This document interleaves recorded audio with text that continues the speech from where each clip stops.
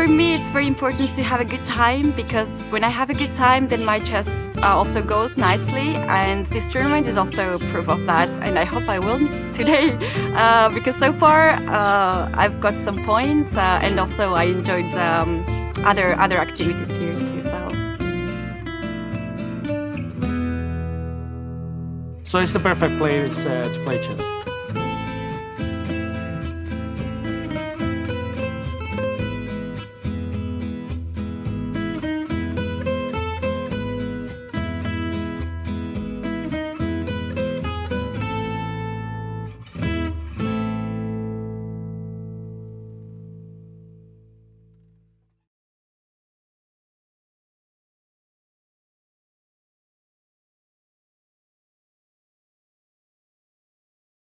Welcome everybody! My name is Jan Pomnishi, former world chess champion. Are starting a new course here for Chessable. A very special Chessable course. Master your chess with Judith Bolger. You know what? I learned a lot.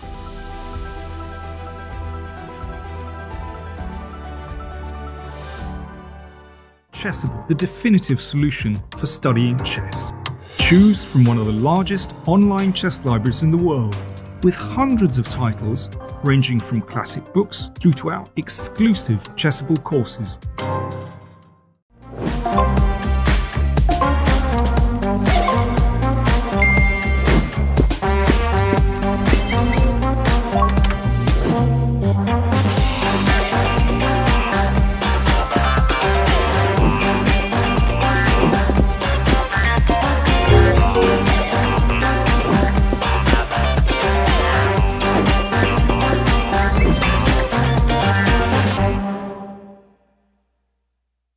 Time to take control of your journey towards chess mastery. Magnus Carlsen introduces Chessable, the definitive solution for studying chess. Move Trainer uses the science of spaced repetition to identify your strengths and eliminate your weaknesses. There's no need to set up a board, remember which page you're on, or keep track of all the moves you miss. Move Trainer empowers you to go from the opening to the end game with confidence. It's a seamless, effective, and fun way to study chess.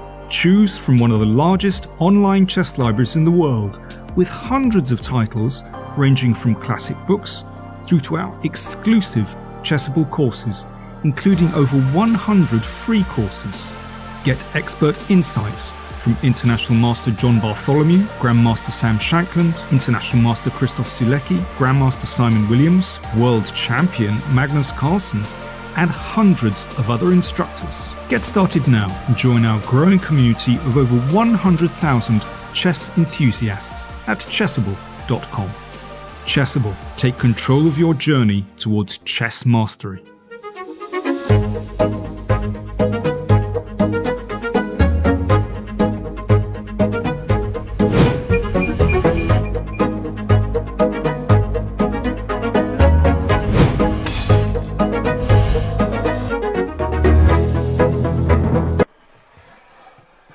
Seriously?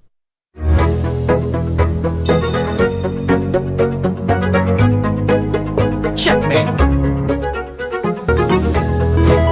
Aim Chess is an intelligent system that analyzes your game, prevents mistakes, and develops recommendations for improving your skill. Phew!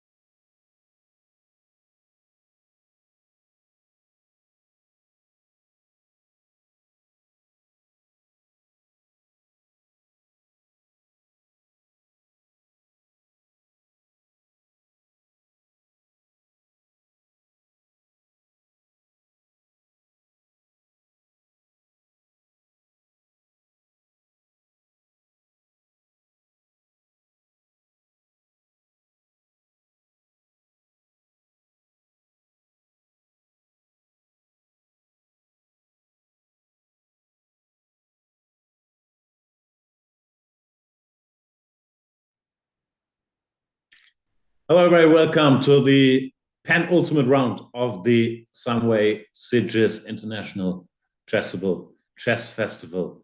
My name is Gustafsson. I'm delighted to have 2 more days with our dear friend Peter Svidler. Peter, how are you today? Doing okay, although I was given a chance to go on a bit of a rant, which I will definitely use at some point during today's round. That's good know. Yeah, I'm sure you like rants, and never ever exposed to them enough. So no, can't get enough. So, same with chess. They're playing chess today again. Yes. And with the tournament situation being what it is, I think we will get. What is it? We will get exactly the 2 rounds that we want, provided we want any of the 2 rounds. Kirill Alexeyenko is currently leading the field by a full point. He's on 7.5 out of 8, finally having made the draw yesterday against yet another player who won all of the games he played in this tournament. Tabatabai. 5 people are on 6.5 out of 8, a full point behind. He is playing one of them today, obviously. He's playing black against Yu Yangyi. And obviously, it's unsafe to make assumptions, but the way the tournament is going, I think it's very possible that he gets to play against Hans Niemann in the last round, even though the colors don't really match that well. For last round, it's common to have 6 and 4 and 10 round tournaments, which is actually one reason why often 9 rounds open up. I think 10 rounds makes sense. Everybody gets 5 whites, 5 blacks, but the colors rarely play out that way. You get a lot of 6-4 distributions. Yeah, it's not ideal. I believe my best open result in relatively recent memory was a victory in the Gibraltar Open when I got 6-4 and a very important double white in the last round. Couldn't really believe my eyes when I got the white in round 10, but obviously it was very helpful. So we'll see how it pans out, but it does look at least possible that he gets to play black against the number 1 seed today and then against Hans tomorrow for all the marbles. Will be fun. Let's have a look at what's happening. Yu Yangyi went for d4, knight f6, c4, e6, knight f3, d5, knight c3. Didn't go for the Catalan or the Nimzo. And yeah, this, I think Grishuk calls it, the position is a big starting position of modern chess, where recently c5 has been a giant fashion. Nothing wrong, obviously, with any of the normal moves here. Alexeyenko goes for knight bd7, which I guess has never quite reached mainline status, but it's always been a viable option as well. The usual question is, what do you want to do after bishop f4? White can play other moves, cd, ed, bishop g5 being the most common. But the big question is, after bishop f4, are you comfortable, for example, entering this madness? And normally, top players that do this are ready to go here, saying, I've checked this long enough. Black has alternatives like knight d5 or bishop d6, which is considered to be slightly worse. Here, for example, we could get the structure that we covered the other day in, I forgot who it was. Tabatabai, hang on. That was, I think, Amin on the black side. Tabatabai with black? Yeah, against somebody slightly weak. Why can't I remember? I'll check. But yeah, this structure is considered to be, I think, always, at least in the beginning, slightly better for white. Yeah. White did lose that game, which does show that obviously breaking up your structure like this is not entirely without consequence if you don't play well afterwards. But yeah, it's considered to be good. Daniel Dardo, on the white side of it against Tabatabai in round 7. Having said all these things, Yu Yangyi goes for queen to c2, which is a bit of a sideline here compared to bishop f4 or even cd5. I might have seen people do this. Takes e4, c5, is that a thing? Yeah, that seems to be the most obvious suggestion. They're very similar to some lines of the QGA I've been looking at when I was for a short time a QGA player, but seems like with black maybe enjoying a couple of extra tempi compared to those lines. The queen is on c2, which doesn't have to be ideal. Obviously, black doesn't have to do this. I guess you don't want to go. You could actually go c6 and after e4 is this transposition to Yeah, this is Yeah, the this is Kramnik, actually the right. Kramnik Maron. Yeah, I don't know why I call it the Kramnik Maron, but I think he played this. I mean, Queen D3, and I think he. No, you can also get it via C6, E3, Knight BD7, Queen C2, Bishop D6, E4.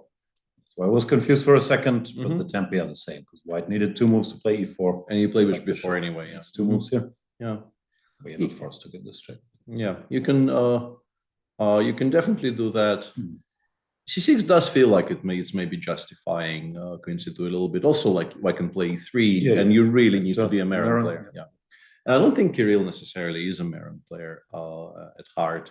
So, what are the non-Maron options? DC4 being one. Is Bishop D4 ever playable? Is always a move, but I think this exists. Like after A3, we would have to take. Yeah, this is some Vichy games, right? Or Vichy used to dabble with this and start going DC4 to start with Knight BD7. So dabble with, dabble in, right? I think in, yeah, but yeah, this never really, like, I remember I saw Vichy do this for the first time. I think he did it maybe in one of the candidates tournaments, and I thought, sort of, what on earth is this? Like, how is this ever going to equalize? And then he equalized by move 20 very comfortably. And I think he even won some games in this structure. I think he won a very instructive game against Vesvin Topalov at some point. But yeah, Kirill after some thought goes DC4, which has to be a principled reply. You assume it's C4. Like if you play 3 here, it really is just a very, very good QGA. Yeah, you might even cover the pawn, but even C5. Yeah, even like it's a White has played Knight C3 and Queen C2 against the QGA basically, and the Knight BD7 is rarely a huge mistake in those positions. So yeah, we expect E4 against E4. We probably expect C5, I assume, right? I'm wondering if this is a thing. Feels familiar via a different move order, but I'm not sure. Yeah, and these are the positions I'm talking about, because I remember I used to study, there was a particular stupid line in the QGA which went d4, d5, knight of 3, e6, c4, dc4, queen a4, check, knight d7, right? Yeah. But I think this is like a much improved position for black, because you didn't have to play rook b8, for instance. Like here you go e4, a6, bishop takes c4, and in order to play b7, b5, you actually have to spend the tempo on rook b8, which is but generally not an oil painting. The queen could drop back here. Yeah, the rook they're very might be similar. wrong on b8 because the bishop f4 gains the tempo, but that's I mean it actually is kind of similar if you like continue for a little bit. They look almost exactly the same with the rook being on b8, which is a bit strange. But c5 feels like the principal move. So I guess we take cd4, knight d4, and this structure is. They're weird because it looks like black is sort of compact and has no weaknesses and should be completely fine. But very often you actually just straight up fail to get out of the opening if you don't play it precisely, because you can easily imagine white, I don't know, putting some like bishop b3, rook ac1, rook fd1 stuff on the board, and you suddenly find yourself having no moves if you haven't already played, I don't know, a6, b5, bishop b7 by that point. So this is like stabilizers. He can even be better here. A6, bishop d6, or bishop c5, but it becomes a move by move thing. Yeah, they do get extremely concrete, these types of setups. If we get here, we'll discuss it. And it looks like we are getting here. Is d takes c5 ever an idea? Because that actually doesn't do that poorly on f3, supporting e4, e5 ideas in many of these positions. Still feels like it helps black develop too much, but it's a strange decision, of course, going dc5 and saying, please develop your bishop with the tempo when we don't have to give that to black. But I was also wondering about d5, but probably there are reasons against it. e5, but I guess this doesn't work with the queen on c2. Very shocking reply there by the engineer. Like just goes 95, bishop d6 and says we are already fighting for advantage, which I wouldn't be at all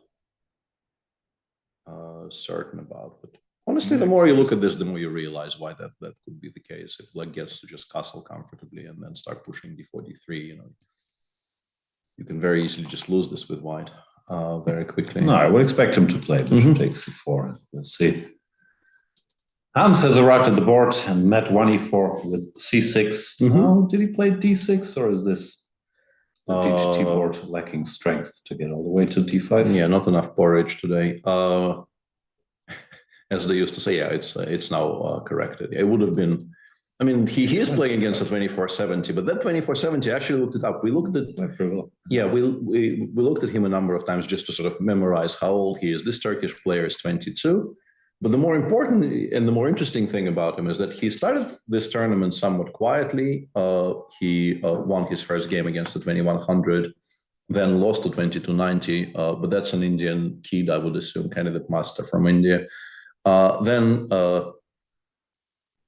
he played Alan Nielsen, and that victory in round 3 inspired him so much that from round 3 to round 8, he dropped half a point, making a draw against Gawain, and won every single other game, including that very unusual Sicilian that he won on the black side yesterday against Murali Kartikeyan.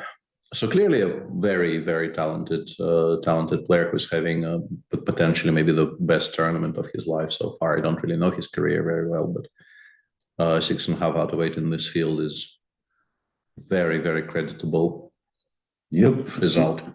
The Caro-Kann knight d2, d takes e, knight takes e4, and the fashionable move knight f6 played by Hans Niemann. When, after knight f6 nowadays they go ef, and then the argument is that the added protection for the black king is just as important, both defensively but also offensively sometimes, as is the white majority. On the queen side, this line has been going strong for a while now. I have seen some recent games in which black failed to equalize, which, would be the most obvious thing in the world to, I don't know, like a 15-year-old me, because when we were growing up, this line always existed, and it always like inspired kind of laughter and happiness from the white players. You took on f6, you played c3, bishop d3, queen c2, knight e2, and then you castled either king side or queen side, and you were better in both cases, and there was nothing to think about. Yeah, and this is just they just go h5 here instead of g6, and things change dramatically. Like it's just like a different opening, but it seems like maybe there were some new ways established of dealing with this. In particular, I think it's a bit far from here, but I've seen a number of games where white just went f4, f5 very quickly to deny some squares. Because black's setup is pretty much always going to be more or less the same. You go rook e8, you do go h5 if the pawn h7 is attacked, it often is attacked, and then you go knight d7, knight f8, and if you can get it to g6, you put it on g6, and the bishop on c8 comes out by e6 if it comes out at all. And the setup where this pawn just gets driven to f5, like sometimes connected with c4, knight c3 as well, but just sort of stopping kingside counterplay and also denying a number of squares to black, I think, has become an important new option for white in these types of positions. But the pause already is not very inspiring here from the Turkish player, because like Hans obviously plays everything, and I don't think I've seen him play Caro all that much, but you still shouldn't be thinking about knight takes f6. There aren't really very many. Well, knight g3 you see occasionally, but it doesn't feel very challenging. No, it doesn't. In the meantime, Yuan actually did go d takes c5, which is a bit curious, Bishop takes, splits out. Bishop takes c4. Yeah, black wants to go a6, b5, bishop b7 here as a matter of course. That would be a very useful thing to get, because it also, I think, fights very well against e4, e5 ideas, which do constitute a major part of what white will be trying to do once, let's say, castles. I don't even know if b5 is a priority. Say here, I'm not sure about the move order, but in general, we managed to control the e5 square, get this, the bishop d6, or directly knight e5. We're usually in good shape, even without having determined anything. Yeah, that's fair. And a6 is just going to be required, because you do absolutely need not to have to worry about knight b5. In the meantime, in our other pairing of people on 6.5 out of 8, we have the other opening you did mention as an extremely topical one. This one is going to be, looks like a bit of a memory check, where black is more or less giving up on winning chances, but I think the current understanding is that black holds these, right? Yeah, for sure. This wasn't much of a line even, I don't know, 3 years ago. But beloved engine Lila Zero had this as its main line from the starting position at some point. And people noticed and started checking this. I mean, this line always existed, the likes of Van Yue that would be defending this position, which I guess he can also defend, but it's mildly unpleasant. But without including knight c6, bishop b5, de4 here, and then going knight g5, bishop e6 has become very, very topical over the last, I would guess, 2 years. And yeah, white seems pretty stuck. They have different tries, but nothing that seems to be doing any particular damage. At the top level, fashion has even shifted back a little towards playing bishop g5, e3, and trying to keep more pieces on the board with this direct e4. Mario Petrosian has just played a move which I think this is trendy. Indicates just how much development of theory here progressed in the last couple of years. Because I think if you see this position for the first time, you just snap take on e6, go bishop g5, and start thinking there, something like that, or take on bishop c4 and start thinking. Whereas, the move a to a3 is an indication that people have exhausted those tries, basically no longer believe they do anything, and are looking to be trickier. Well, this has also been around. I've seen, I think Rajabov played this maybe like in g3 here, or takes in g3. Then they argue a3 was necessary to stop bishop b4, and trying to get a tiny edge here, but computers weren't that impressed with it. It's one of the tries, one safe. Magnus played this year against Jan. Shah won a game in October against Aditya Mittal. And there's also a bunch of other high-profile games. We did try this with white. It's a very serious move. Tari. It's a very serious move. Yep. Here comes a surprise, bishop to f4. That's a rare move. Still following Shah. Okay. Not that rare. That's a game from October where Shahryar played in bishop f4 here. Aditya Mittal replied with bishop b3, and the game continued knight e4, knight e4, knight e4, knight c5, and it looks like black is completely fine. The king on d8, I guess, is still somewhat awkward, and Shahryar eventually did win that game, even though it didn't really look like much of anything. Computer likes this for white, it doesn't like bishop b3, says rook c8. Let's see. Yep. All right. Let's quickly click through the games. Aravind on board 4 against Chiparinov. Another symmetrical, slightly offbeat Grunfeld with a4 and c3. Daniel Darda is back playing against Gilles Moussard. We can see there. Yeah, this is not the scariest dragon there is. No, absolutely not. The pawn is not even on ace. This is just a straight up g3 dragon via slightly weird move order. I was gonna say that inaccurate is strong with bishop g7, but I think most dragon experts, if you expect white to play d4, they would rather play this line, which is supposed to be easier than the one they have now, because here you can't go knight c6 because of takes on e5. Well, you still can, but it doesn't like it. The engine is not in love with it. It's bad. And here white gains some more options. None of those very devastating, but h3 and bishop e3, you don't have to go back with the knight to e2. Yeah, it's still not a very scary line, but it exists. A very quirky position on board 6, I think. There with Andrei Sipenko playing a Rossolimo, and also a Rossolimo that has become, I think, kind of fashionable very, very recently, this idea of playing d4 in this position. Did you have a game against Dubov, or wasn't it you? I could have, but I don't remember. I tried so many things against Dubov, trying to find something playable against the body of knowledge that he has in the mainline Rossolimos, but I'm not sure if I tried this. Maybe I have. Has been played by a very, very the top players with white after d4, like MVL, Wesley, Jan played this, Vishy played this. It's a very serious move now. Fabi played it. Yeah, but like I think the thinking used to be that black has a double pawns on the c file. Why are we just allowing black to develop quite comfortably? You play bishop g7 here. Seems logical. Stuff like this is Yeah. It used to be sort of well understood that you're supposed to fight to occupy the center with both of your c and d pawns. But yeah, d4 is, I'm guessing, sort of prioritizing tempo over those, strategic concerns. Bishop g7, dc5, queen a5 check.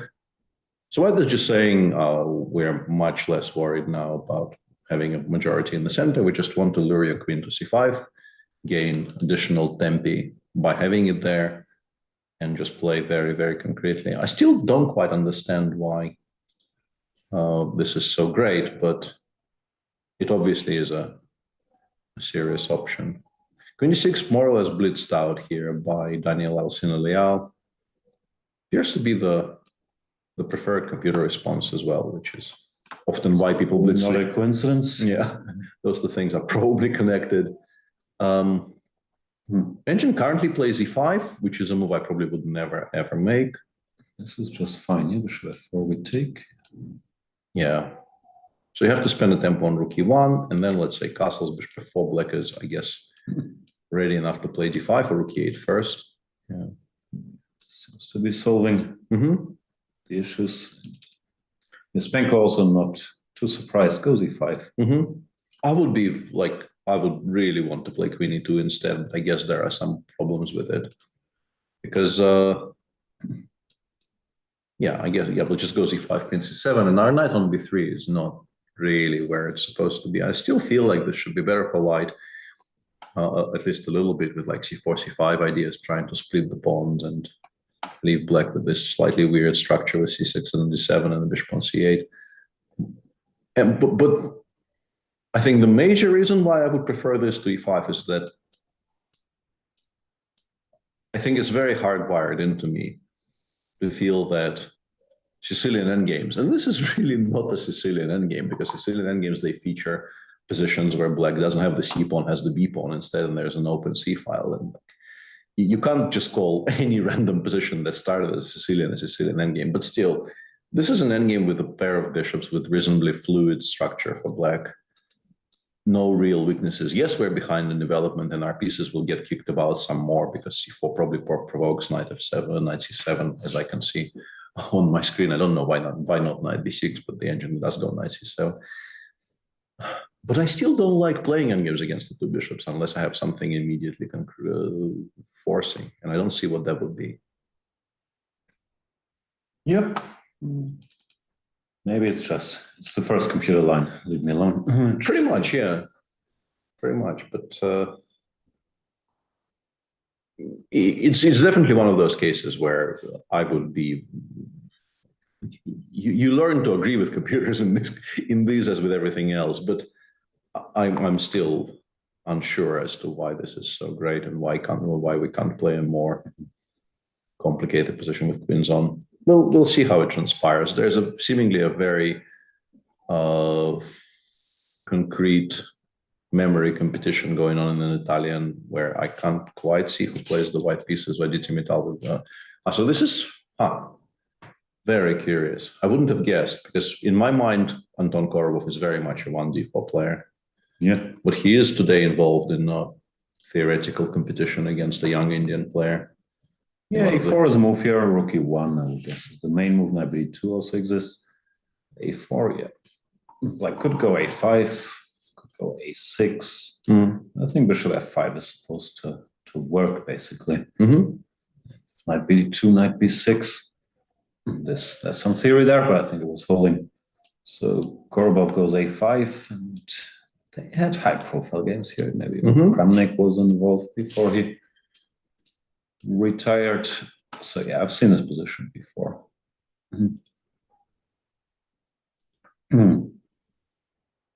Looks like Mita. Yeah, we're still following a game between Alexeyev and Predke from 2016, a reasonably rare position, but a position which exists. And also really kind of does look like it's going to just get simplified massively because the pawn on d3 cannot really be protected. So I guess you just trade it for something. Hopefully the pawn on e5, I assume, yeah. Because like, if you trade it for the pawn on a6, I sort of start preferring black a little bit. It's not much. I mean, there's still massive simplifications ahead, but yeah, structurally, I think I like black here. So it seems like not much has been achieved. We have one more of that very same Kara in the game between Demchenko and Sankalp. Yeah, and this is a very modern thing, right? White actually just completely ignored the option of playing queen c2, so black doesn't get to play h5. Stopping h5, yeah, like actually not gaining a tempo there to make sure h5 doesn't happen, which is, I think, a very nice, clear demonstration of where people's minds are on this topic. King's Indian by Gawain Jones, renowned. At least, yeah, some Chessable authors are playing their openings, yeah, because Adiban continues not playing the stuff he wrote courses on, which is... Looks like they're blitzing. Computer says EF5 +1. Yeah, computer always says +1. Yeah, computer is not in love with this opening. Also, I wouldn't be in love playing it against computers, but very fair point. Don't. And Woodward is back in action, our new friend. And he is somehow pawned down by move 5, actually. Also sort of by choice, he went b5, which is the first computer movement, too surprisingly. But judging by the reply and also the timings, he did not surprise his opponent very much by this. Yeah, this is they just... both knew this. Yeah, this is so weird. Because... I think d2 apparently is wrong, not the first line. Yeah, the engine just goes 97.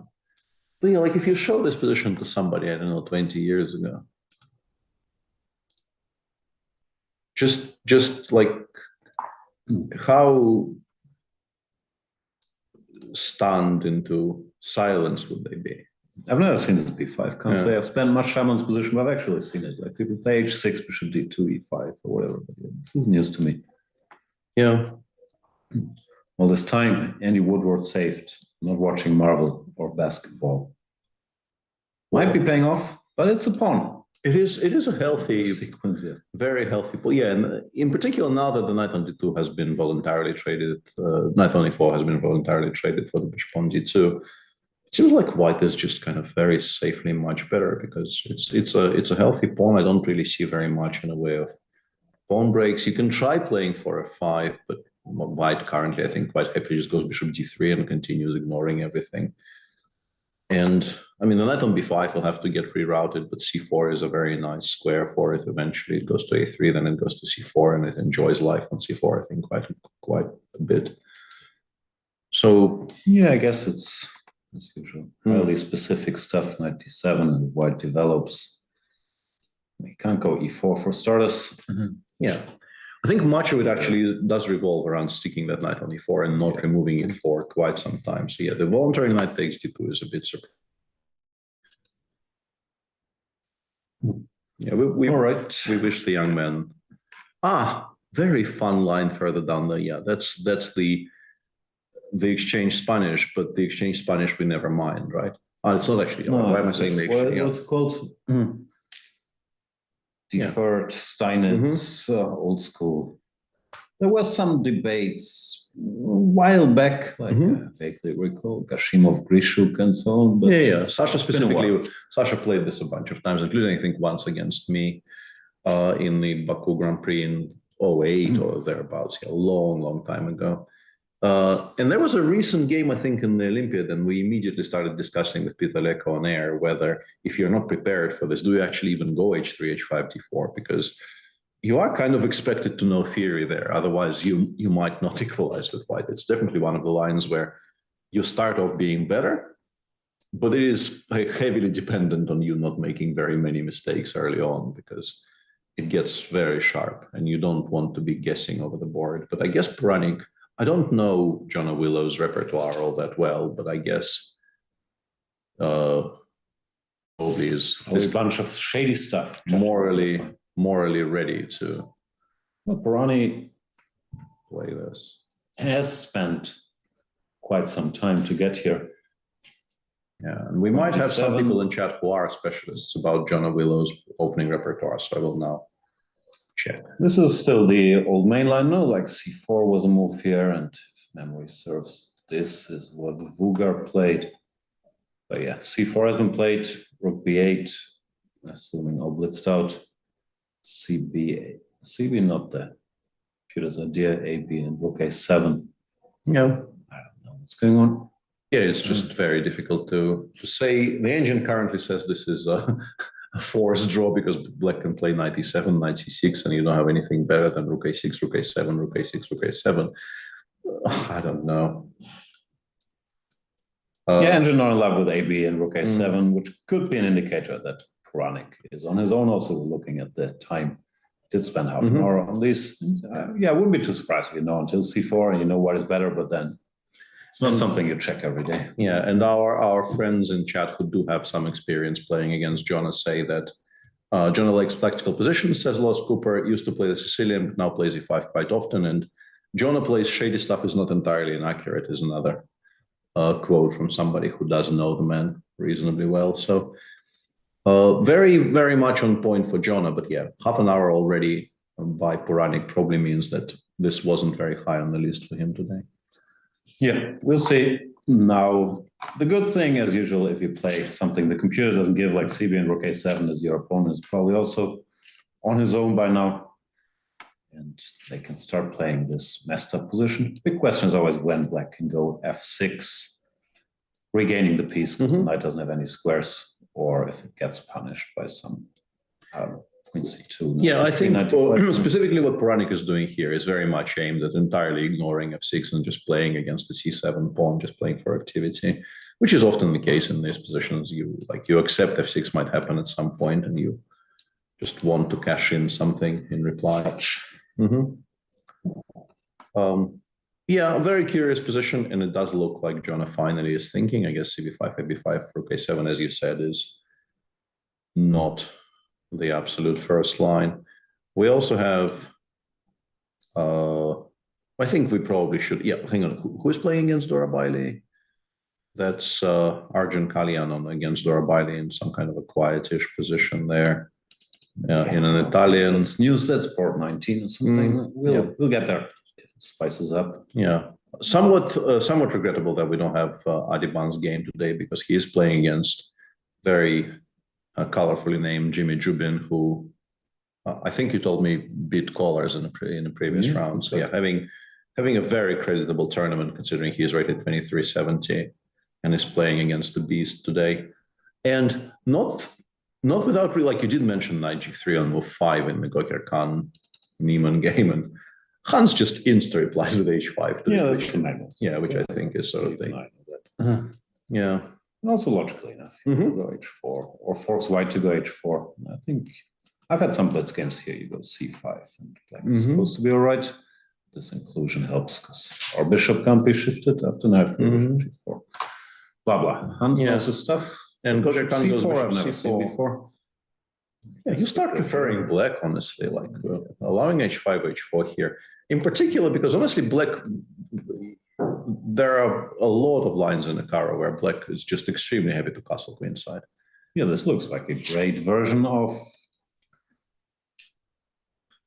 whatever these lines are, like where we have some extra space, some extra time. We go e6, knight b7, bishop d6, whatever. Yeah, the bishop on f5 is very safe because g3 square has been taken away. White has kind of an awkward choice here of spending a full tempo preventing h4, h3, or allowing h4, h3, and then never really comfortably casting kingside. Yeah, I think Hans will be just very, very happy about this. It's a higher rate to play with black. Yeah. Looks like even if this comes as a surprise and you know nothing, you should still take on f6 structure. Yeah. Provides a lot more stability than starting to freestyle like this. Yeah. Yeah, good news for Hans. In Yu Yang Yi Alexeyenko, it follows along the lines. The outlines we mentioned, a6 was played, and now this queen c7, bishop d6, aiming to control, particularly after queen e2. The e5 break, maybe putting a knight there. Looks perfectly fine for black to me, like this. these structures I've played all my life, and usually if white doesn't get e5 and doesn't get anything going, he can be worse. It looks innocuous, but yeah, they're strange positions because sometimes like the current line for a second there, the ticker was saying something very understandable. I thought like castles, rook d1, we create a threat of rook d6, knight d. So knight d5, we go knight d4 because that trade generally just favors black. And if knight drops back to g6, which it often does, we play g3, and we want the setup with like g3, f3, bishop e3, rook ac1. And occasionally you sort of run out of squares a little bit for the black pieces because you, like the queen, you need to prepare, I guess, the b8 square for the queen, which is why you play bishop d7. Bishop d7, rook a8, queen b8. Yeah, and then, like, let's say we continue here for a bit, like bishop e3. I assume you go rook ac8, rook ac1, queen b8. And then the question becomes like, can I prepare f4 in a favorable setup? Like, the answer becomes no, sir. well, I mean, e5, knight f5, and you kind of need to calculate. If it doesn't work, it doesn't work. But if it suddenly does work, like if you play e5, currently far and away my worst piece on e3, which does nothing. E5 suddenly makes it into an active participant of everything. And they do become very concrete, these types of positions. The engine does agree with your assessment, and I think I would also agree that generally black stands well, but I think it often becomes interesting and quite sharp. Yep. A very long message from W.M. Hendricks, but on the topic which we spent a long time discussing yesterday. So let me check. Hi, I'm sure you all have figured this out, but I believe I found where the mix-up in Aravin's preparation was yesterday. If Hans had played queen takes e6 immediately rather than inserting h3 bishop h5, then the entire line with e5 and the piece sack works. And in the line after d3 check, black will have queen h4, and the pawn on h2 will be hanging rather than being on h3. We did not actually consider that yesterday at all, but it does sound like a possible explanation for what could have happened. Oh, sorry, I had this on screen. Apologies. I'm trying to see if I can track down the game. And it feels a bit off topic to discuss a game from yesterday, but it was a very spectacular game, and we did spend a long time. Sorry, I don't have it here, but yes. Yeah, I guess we can we could reproduce it just by hand, but yeah. So d4, d5. How did that go? c4. Yeah, the classical, sort of classical Slav, and then he went bishop g4, queen d3. dc4, queen b7, knight b7, and here Hans included h3 bishop h5, and the game continued.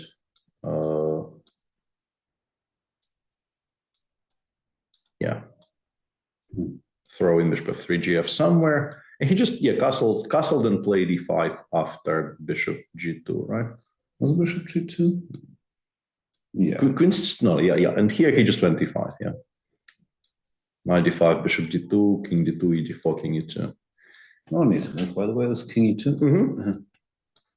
Yeah. So the point is that if we do work without h3. If we do the exact same thing with the pawn on h2,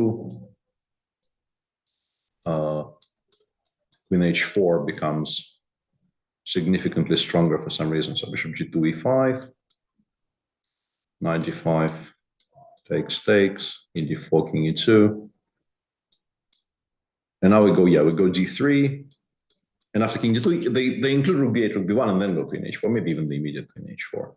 Yeah, and this is supposedly a much better version because queen takes h2 will be available everywhere.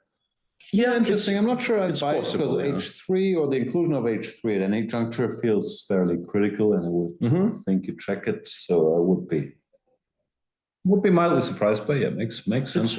It's possible, yeah, and thanks for that, because no, we did not spend too much time off air continuing to investigate exactly what happened, and we did not speak to Aravind either on or off air, so we didn't really have a chance to. But Tabai curiously felt this knight on g5, if it refuses to take on e6, we need to spend a tempo asking it to Apparently it's fine too, maybe. Yeah, which is kind of It's shockingly nice, but still yeah. okay. But yeah, normally you just wait for it to determine what it wants to do on its own. And yeah, I like the continuing to improve positions of our pieces and waiting for white to. Yeah, I guess the I would argument say. is if white takes on e6, not on e4, this bishop is not particularly well placed on f4. Yeah. So I guess the ideal setup here for black, if you can achieve it, is something like bishop c5, king e7, right? You don't always have time for that, but if you can get that, I think you're quite happy. Curious. Also curious that knight takes e6 hasn't been played yet, because knight takes e4 really doesn't look like it does. Like it does very much. Once again, now h6 makes some sense in that. Yeah, you can definitely start You cover pushing. that square and you can push. if you You want to. can start pushing against the pieces, yeah. Certainly. Looks like Tabatabai knows what he's doing or is just good at chess. Or both. possible Or options. both, yeah. Okay, short castles on the board in Yu Yangyi, the top seed. But it's not that long ago that Kirill had a very similar rating. He's not exactly old either, so. No. Although, yeah, as we said, that Kirill had a similar rating. Yu Yangyi also had a higher rating. Like it's. Yeah, they're both clearly sandbagging to confuse us.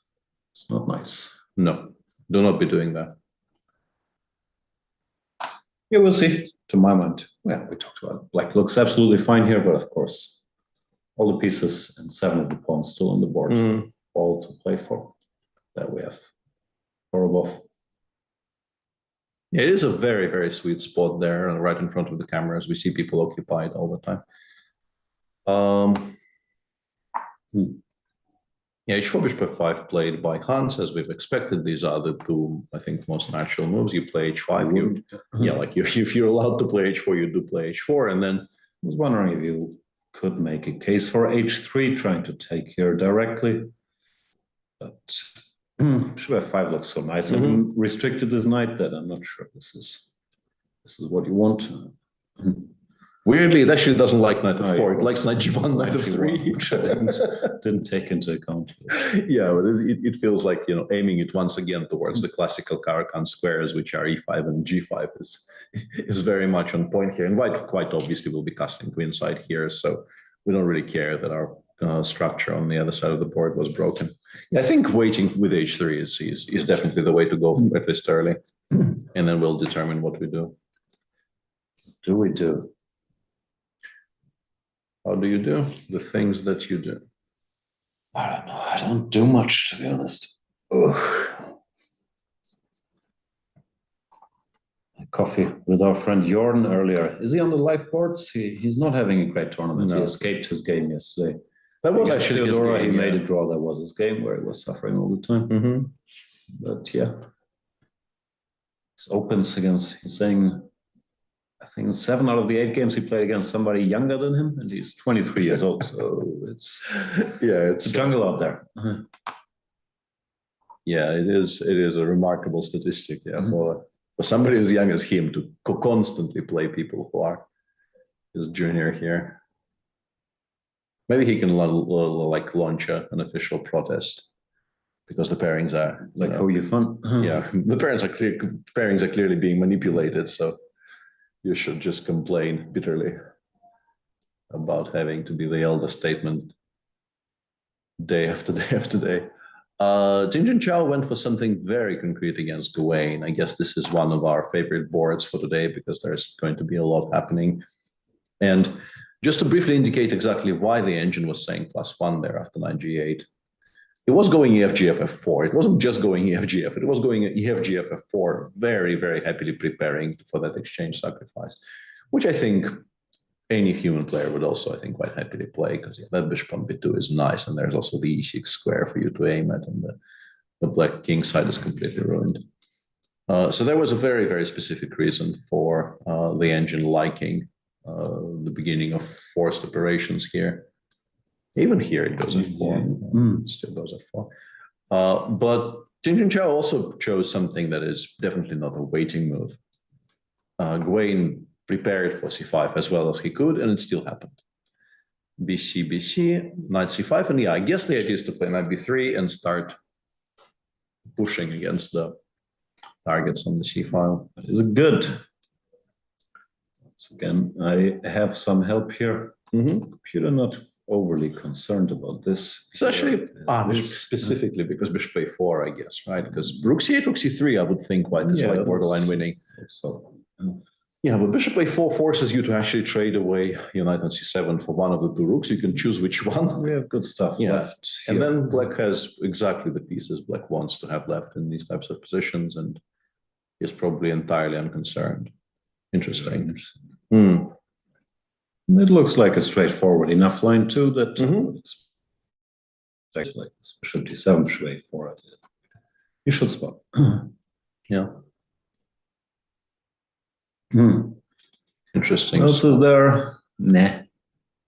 Yeah, it could become interesting. This is, as Jokopianos go, this one has seen so far not a single trade of anything. Black is going for the kind of an old school knight to g6, knight to f4, queen f6. Let's pretend I have a mating attack on the king side plan.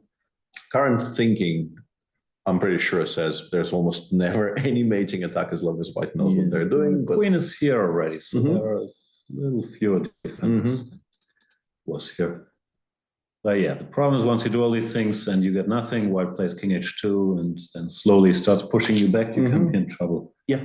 If the pushback happens. Yeah, but I think Vasiv just very consciously is trying to, avoid the slightly more mainstream things you can do against the Jokopiano, because there it will be much easier for white to control the proceedings. So I think he is quite okay with not entirely equalizing as long as there's a game on.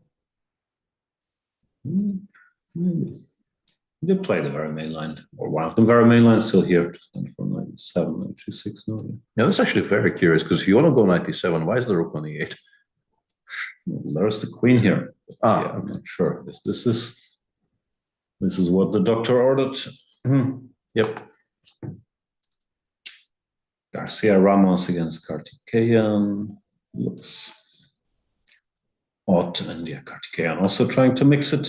Yeah, it's not exactly the Vlasov variation. An old friend of mine, international master from Kemerovo, Nikolai Vlasov, used to play the hundreds of blitz games against, what was his name, and Vlasov. Bazar Vokzal, yeah. Oh yeah, later on, yeah. Yeah, just d4 knight f6, c4 knight c6 is something that he's been doing basically his entire life against 1d4. Calls it the horses variation. He's not the only one. The problem is, well, a3 might be a good move, and I think computers also like just brute force. But if I'm being stupid, as quote unquote stupid, and I do this, you really just get a queen c2 or some version of the Nimzo where your knight is mildly misplaced. So I never really saw the upside, but it always had its aficionados. Yeah, I think the argument the aficionados are making here is that we will probably win sometime in the opening because our opponent will start thinking on move 3 and might not have a set response to it, and we'll game of some sort where there will be no theoretical discussion. Yeah, it's not like it's lost or anything, but as a queen c2 Nimzo player, yeah, if you knew black is playing knight c6, I think would be rather welcome. Yeah, absolutely. No argument from me. We'll see how well it works for Morley, because he did lose that kind of a painful game yesterday with white to Gokar Khan, and he is now on 5.5 out of 8. Absolutely needs to win the last 2 to be in the mix for the prizes. Jonah Willow did go for 97 after long think, sorry. Which, yeah, computer approves. Andy is a pawn down for. Yeah, not much. He has bishops, but the structure is also compromised. This guy not doing very much. Yeah. No, this didn't go very well. Yeah, this is clearly not what was intended, because knowing too much, like us, he would have been ignorant about b5. Probably would have gotten a better position at the opening here. Yeah. Still kind of impressive that he has an opinion even about this particular kind of a sideline-ish trump, but knight takes d2 not the best choice, I'm pretty sure. Yeah, I think this was the And honestly, this is just sort of lack of experience, because I think you should, like, it should be kind of automatic to you that white absolutely need to provoke you to take on d2. Like, we haven't wasted all these time to just trade that bishop, which is doing nothing. You have to continue developing. You have to be as tempo oriented as possible here. And honestly, even after queen c2, I saw that, like, in some lines here, queen c2 is being met with a 5 even. Yeah, but that's bishop c1 first.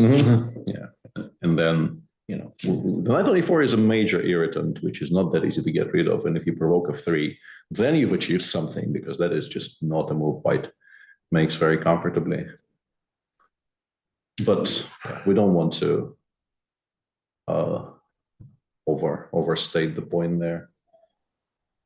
King h1 is a bit of a Slow move, yeah.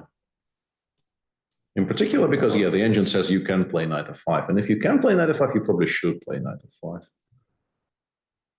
The follow-up is not very obvious, though, because after bishop d6, yeah, it goes bishop h6. g6, knight g7 is currently on. aren't they? Yeah.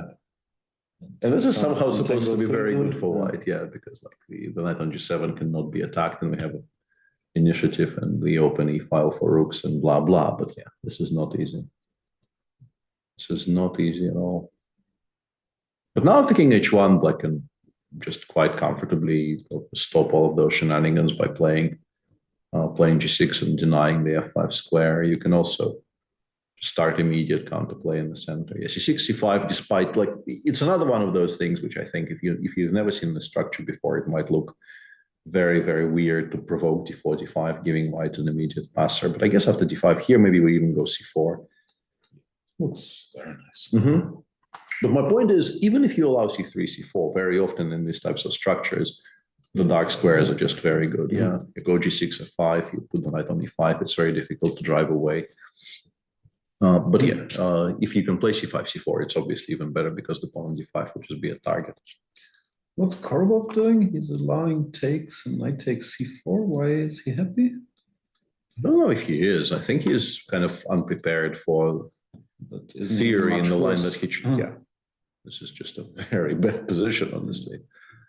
And those are not difficult moves either. Like you take on a5. Most obvious moves. Yeah, it's just maybe he was banking on knight d4 being good in this position, but like any response to, like, I have other moves, but any response to knight d4 looks good. Yeah, even e4 and d takes c3 will be better for black. Just maybe not enough to win the game. We're also not really fighting for advantage here with white. So yeah, very, very strange choice. It seems like a bit of an overreaction. Yeah. White didn't really have much, but yeah, knight a5 planning to take, and then something freaked him. I don't know. Yeah, either this or this. C6.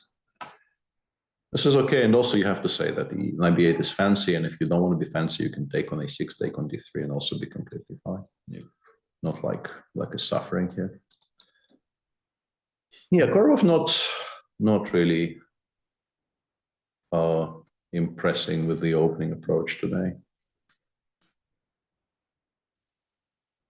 Kitty Tiger 05 says about 20% of the field is from India. Yeah, there is a very large Indian contingent here. Clearly, the Spanish Open circuit in general, and this tournament in particular, are attracting a lot of the Indian youngsters. The US youngster still doing well. White played h3, stopping any h3s, but this knight is not thrilled about these developments. Now, Hans actually began with bishop e6, but he went bishop e4, which is apparently precise. He just wants to stop knight f3. Then it still happened though, so we're not really stopping it. Yeah, knight f3, and then he declined to take, went e6 anyway. But yeah, black is just doing fine. I mean, more than fine. You're already dreaming of being better. The question is sort of how is white to deal with this current situation, and what is black's sort of immediate plan? I think we are probably pushing c5 just to have the c6 square for the knight on b8 if we can. Can I go here and try to justify my pieces? But you take on d4 and takes, queen takes. Yeah, we have to, like, if we don't take on d4 here, our previous place suddenly becomes much less logical. But it doesn't. Yeah, I was hoping at some move here, but apparently not. Doesn't look like we're getting mated here with black somehow. And if you have to play GF, like your position that just wasn't looks, the fun. looks kind of horrible. 95. Hmm. No, good outcome of the opening by forehands. Yang Yi played bishop g5. Yeah, and this is Choices. something I wanted to mention actually when we were discussing this position is that bishop g5 is possible, but bishop takes f6, like it looks like a threat, but it very often just isn't. I think black is incredibly okay with the idea of playing g takes f6 because it stops e4, e5 play. You're pretty much never actually getting mated on the king side, and structurally, it's fine. All the endgames because of the bishop pair become arguably. The computer says b5 now. I was wondering about knight g4, but maybe it wastes too much time. Yeah, it does. E5. Even e5, yeah.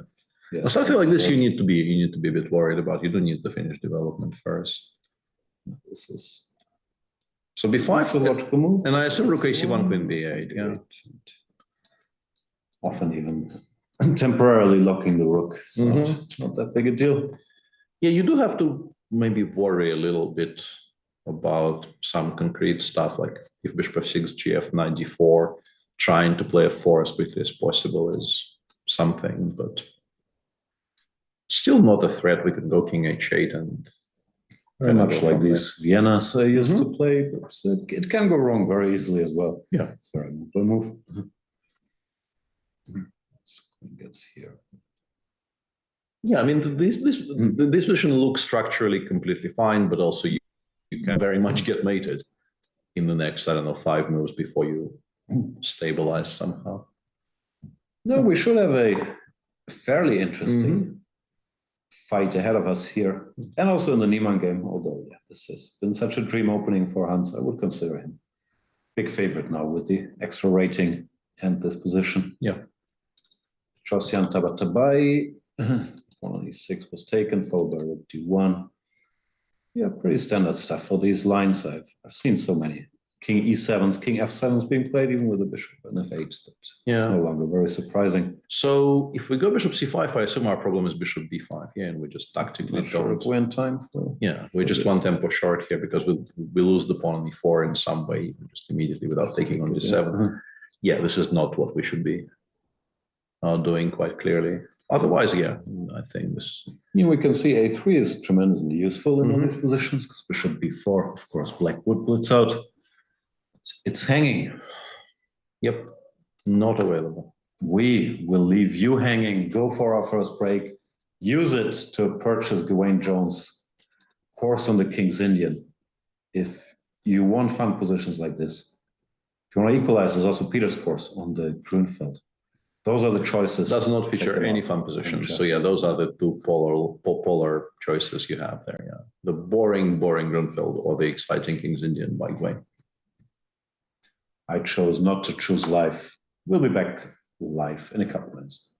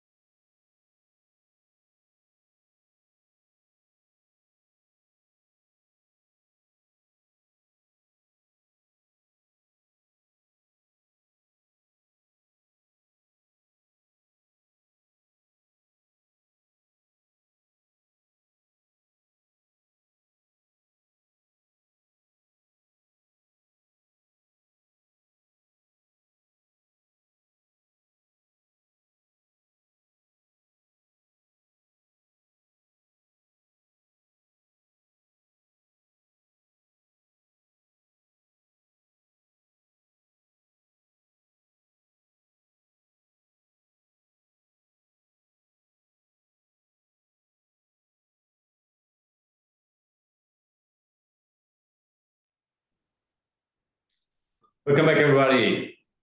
2 rounds left in the Chessable Sunway Sitges International Chess Festival. And we have developments in the Hans Niemann game, in particular a queen development that is a bit surprising. He could have taken here and gone for this structure, which looked very pleasant.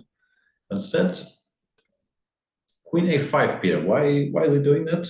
Yeah, I'm not entirely sure, because now, I mean, he's basically very much provoking White to go Knight C3, and then your choices are you can ignore everything, eventually, I guess, trade on F3, and play a position which by that point will resemble nothing more than like a Scandi, right? It's just like a pawn on H4, which is probably actually not such a huge achievement for Black, because it could definitely become a target in some positions. It's hard to believe that was his idea. He could have taken on F3 directly. Why improve White's situation? Yeah. Alternatively, after Knight C3, you can play Bishop B4 or Bishop A3 even. Yeah, Bishop A3 in particular being a kind of a cute little tactic, which does win Black a pawn. But I would very, very much advise against it in general, because in order to pick that pawn up, you have to take on F3, and then you will have to take on C3 as well. In the resulting position, yeah, the queen probably drops back to C7, White castles, and then the bishop will go to D2. And the issue for Black will be, if you castle queenside, you have already opened up the B file kind of preemptively for White to have very strong play against. And if you castle kingside, Bishop D2, Bishop G5 is going to be an annoying thing in every single position. Like, it instantly gets aimed towards the H4 pawn, and you really are kind of regretting some of your previous life choices here. The engine doesn't hate it nearly as much as I would like. I would really think that this is busted for Black. It's only 0.30 on our screens. I don't exactly know why, and we won't investigate unless Hans actually goes for this. But yeah, I guess that's his idea. Queen A5 is such a specific move. Yeah, Bishop B4 is kind of similar, because once again, what are you doing after Bishop D2? Yeah. This looks like we're not even winning a pawn. Yeah. Scandi it up, but why would you? Yeah, maybe takes Queen F5. Maybe he actually is intending something like this. Yeah, the queen, just get the queen over to F5 and put pressure on that knight and the pawn on C2. This of the things we discussed, this looks like a potential justification for previous play the most, I think. My money is still on Bishop A3. If Knight C3 happens, which is also not a given. Not a given, yeah. White thinking here, he could play C3. Even here, it's a bit unclear, including Queen A5, C3. Did that much for us, but Black is still doing well here. On our top board, B5 has been played by Kirill Alexeyenko, correctly understanding that you need to finish development and you really don't care about Bishop F6 GF all that much. Or alternatively, I think the argument is just that you don't have time to stop with Knight G4, as we've established, is a little bit too slow. So if you can't stop it, might as well just make the moves that you're supposed to make here. B5 definitely being one of them. Just strong players making correct moves so far. Tabatabai playing King E7 is also not a shocker. We definitely expected that. Yeah, such a standard maneuver, although I'm a bit curious.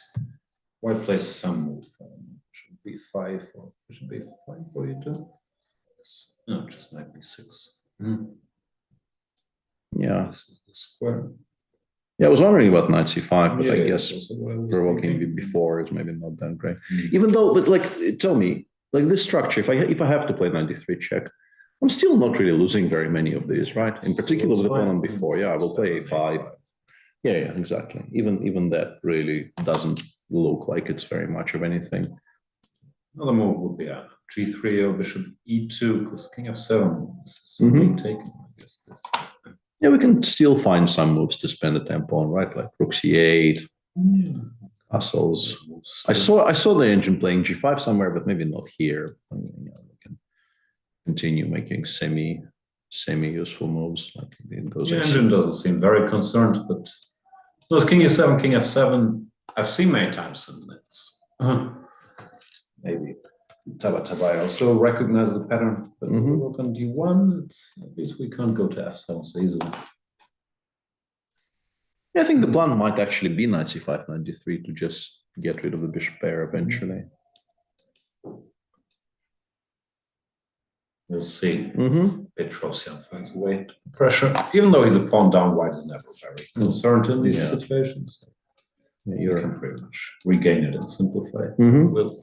very quiet game in progress in Arvind against Chaparinov. Some kind of a slow shuffle going on. Yes, white looks like white develops slightly more pieces, but the structure is so symmetrical. Yeah, it's just one is completely fine here. Jules Mussar has perfectly serviceable G3 dragon here. Yeah, so does Darda. Yeah, it's just fine for everybody. So far, not hugely spectacular for either side. And in that very kind of unusual Rosolimo in Yesipenko, Alcina Leal, it's becoming concrete now. And yeah, I don't like Yesipenko's prep didn't go that far because the computer is not very impressed with his knight c5, 96, 94. I think it's specifically 94. I think knight c5 it was definitely the suggestion, but 94 is just not what you're supposed to do. Specifically, I think because of what Black has done. Yeah, bishop a6 was also strong apparently. Provoking b3 and then going d5. Clever. Using this brief moment when he takes d6, en passant is completely unplayable, and he also can't take on d5 because it loses to bishop b7. Yeah, but what Alcina Leal has done is also incredibly logical because you want to play bishop b7, bishop e3 looks kind of thematic, but then we trade c5 for e5, and we end up with an endgame, which is probably just completely fine for Black. GF, bishop takes c5, we play d6, we play king d7, rook h8. Hard to imagine this not being okay for Black. We have some hopes, but very much. Yeah, you probably need to be a little bit careful, but a lot of material has come off. The bishop on g7 is back in play. Doesn't look horrible. Anton Korbov got a bit of a good news in the post there because, whoa, and not anymore. Whoa. First of all, this bishop didn't get snapped off. Black played c5, and Korbov very much sort of in tune with what he was doing earlier, just did not take on a6 here. Yeah. I can understand that despite white being a pawn up, you're still not ecstatic about having to play this. Like f6, your knight on f3 is horrendous, and Black is clearly completely fine. But the move Anton chose instead just costs you a central pawn seemingly. Yeah. Should d3. I guess he wants rook e1. I mean, what's this? Is it good? Yeah, it's once again one of those cases where our view is incredibly polluted by the fact that we can see that the engine disagrees with it. I'm trying to, and it's just so difficult to forget that you know what the evaluation is. If I didn't know anything about this position, I would probably start by thinking this could work for white because Black's setup is. It looks vulnerable. There's all kinds of things you can add to it, like bishop b3 adds an additional layer of pressure on the c4 pawn, and knight c6, knight e7 threats. You can you can take on d3, provoking he takes d3, and then perhaps play bishop b3, trying to win all of these pawns. So I wouldn't be like immediately sure white is not doing well at all, but calculations don't seem to support it altogether. Is there maybe a chance, can we just for a second, instead of rook e1, can I take on e5, bishop f1, queen f1? I mean, I can, but it just like Black very quietly. Yeah, the queen on f1 is just not, like if that queen was somewhere on the f3 square, we would have threats. With the queen on f1, we're just not generating nearly enough threats here, I guess. Yeah, that doesn't work. So we have to play rook e1. Black gets to play e5, e4. This is very logical. And after knight e5. Yeah, also this move. Mm-hmm. It's fairly logical as well. Yeah, trying to lock out the rook on a5 and play c4 next move. Like if e5 goes queen h5 here, we get to play c4 in a much in a much more ambitious fashion. Yeah, that book is just. Yeah, Anton really gambling today. And you can probably also say that Tim Jinchao is in a very gambling mood today because he followed up c5, which wasn't best play, but was still a very understandable concept. The idea of sacrificing the c-pawn in the King's Indian to open files is well established. But yeah, the follow-up here was f3, f4, mixing up. And Bishop f4, rook f4, yeah. This actually works, yeah. Break through bishop b2, knight 6, e5. This wins, just straight up wins, but black can take on f4 with a pawn. A major difference being that we will have bishop g7 as reply. I guess white's idea is to play e4, e5 here. Yeah, you have played by queen in the meantime. But even if that pawn gets to e6, it doesn't really do much. Give 2 pawns. Yeah. No, this could, well, it's sharp, but it could easily go wrong for Yeah. A lot of credit must go to the Singaporean player for absolutely being, he's come prepared to play a very sharp game against somebody who is a well-established expert of this opening. But here, it looks like maybe this is overdoing things a little bit. Still, massive credit. Demchenko.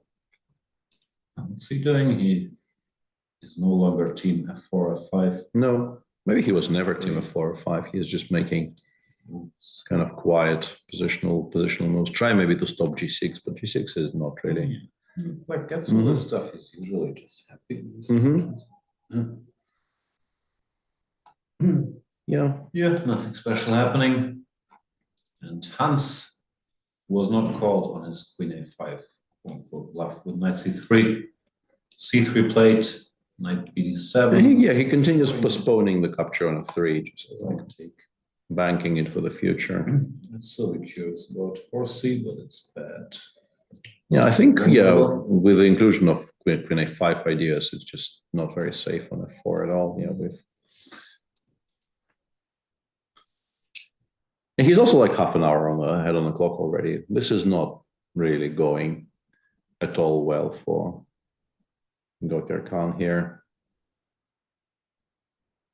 Yeah, still, computer says equal. It's a funky move, knight c1, but it's not the most obvious move. No. The clock is ticking. No. The stronger player usually also comes in non-standard position where it's a bit harder to make up moves. And also it's kind of curious because it gives zeros to the structure here, which arises after, let's say, queen f5, bishop d3, queen f3, so bishop f3, and we trade queens. And it says this is completely okay for white. I would not be sure. But I guess the bishop pair is always a bishop pair. You go knight e2, you go rook g1, and you kind of chill. I guess maybe you play f3, f4, and then black will struggle to make progress because the bishops cover so many squares. But optically, this can only really be better for black. Maybe it just isn't, but I think you're quite happy to take this as black normally. What's Petrosyan doing on board 3? This check looks like it's... I think he's just trying to win the pawn on e4 back. Like king f7, he'll take on f8 and take on e4, but... Even this looks very toothless. Yeah, it's not much. Yeah. It's not much. Like if we already had the knight on back on c3, like bishop e2 and castles, we would have a little bit of a bite, but considering how far away from all of this we are, this should just be completely fine for black, right?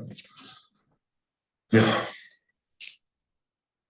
Bishop d6 check also solves the only problem black had. His next move is not so easy after bishop e2 or g3. Yeah, I'm not in love with it. Somewhat curiously, the engine actually goes king e8 as well, which I thought would have sort of justified previous play because we have bishop b5 ideas. So if we take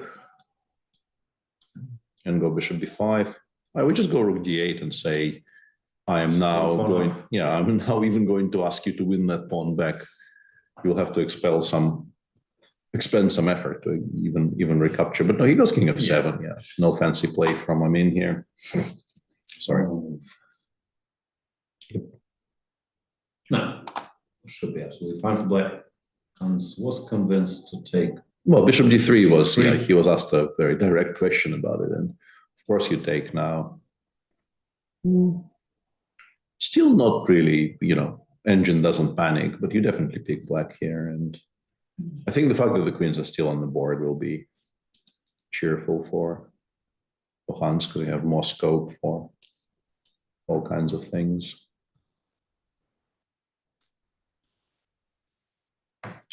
On the top board, okay, c1, queen b8, so all these moves been made, and now, yeah, you will take a little time, because now it's decision time if Wilshire wants to take here or proceed. Name a normal move, but black gets bishop b7, and let's say rook c8, he's normally quite comfortable. Yeah, black is not very far away from being completely fine. And in fact, once the bishop lands on b7, you no longer, like in many cases, you will no longer have the option of cashing in bishop gf or bishop 6 gf, because there will be knight f6 followed by bishop takes f3, and this just costs you the pawn for not very much. And he does. Yeah, gf will be blitzed out. Yeah. Yeah, here we are. We looked at something like this earlier. Yeah, seems very logical and will become quite sharp and quite concrete, but the engine does appear to think that black should be okay if you defend precisely. Not for the first time, I sort of understand, because I guess that board is separated from everything else and has its own pride of place in the tournament hall. But the sort of the editorial, the editorial decision of seeing boards 2, 3, 4, and 5 every day and not board 1 is a bit unusual. Yeah. And also because we're sort of some way into the round, and we have the dedicated viewers who stayed with us through 9 rounds of the tournament. I think it's time maybe for me to go on a bit of a talk here, because we do have to announce something which, being the most professional commentator there ever was, I only found out today that the last round tomorrow will start, and I could give you like 25 guesses. Eventually, I think you'll get there, but seriously, the round tomorrow starts at 9:30 in the morning local time. After 9 rounds that started at 4:30. This is a bigger time difference than we're used to. We used to, I don't know, 3 p.m. and then you have the last game. Sometimes at 12, sometimes at 10 if it's extreme. Yeah. But 7-hour difference, it's rough on your biorhythm if you've been preparing to play at 4:30 every day. Yeah, like you've had nine days to absolutely kind of stabilize some kind of a routine of sleep, preparation, food at certain times and so on. Partying. Yeah, and then you have to get up at, I don't know how early, and play a game at 9:30. And that also will be quite obviously the most important game of your tournament. And apparently, as it was explained to us, obviously these things, whenever they're being done because there are tie breaks potentially. And I understand the organizers not wanting the tie breaks to run deep into the night. But they also, from what I've heard, and if I'm misrepresenting things here, I apologize, but as it was explained to me, they specifically want to have tie breaks outside. So they are clearly, that they want them in daylight. In the player's character much. Yeah, but the thing is, arguably, this is a sporting event, which is, being held with the purpose of determining who is the strongest in this sporting event. And then maybe you should be slightly more respectful of the players who are competing in it, who probably aren't very much in love with the idea of suddenly playing at 9 in the morning after 9 rounds of very, very late start. Like 4:30 is not your usual start. This is a very Spanish thing. Usual, but no, people are often say that 9:30 isn't that early.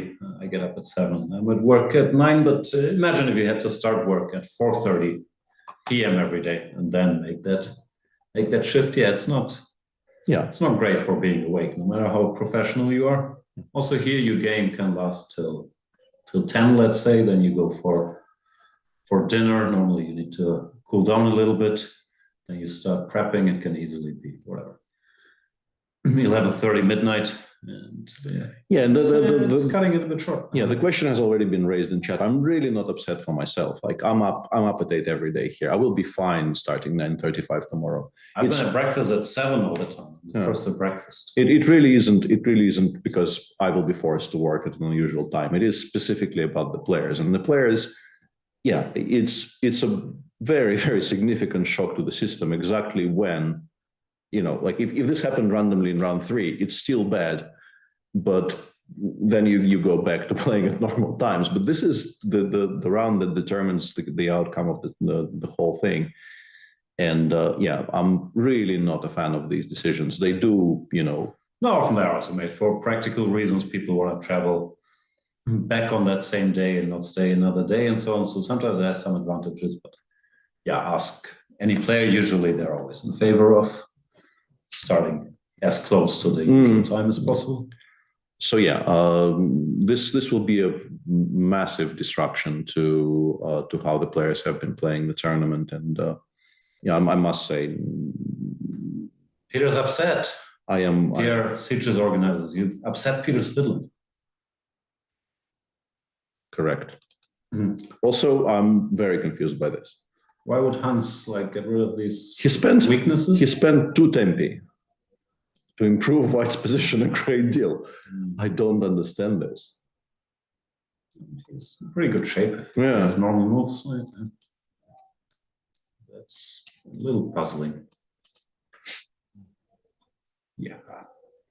Yeah, he must have some kind of an idea here, but I really Maybe doesn't mind this position. Maybe it's not so bad, but no, I'm pretty sure it's fine. But yeah, I just don't understand why he felt obliged to spend 2 tempi doing this when his position was definitely very safe, at least slightly preferable. And does go e5. It makes a lot of sense, I think, because if you also allow f3, f4, then White really has a tremendously pleasant structure with all the pawns.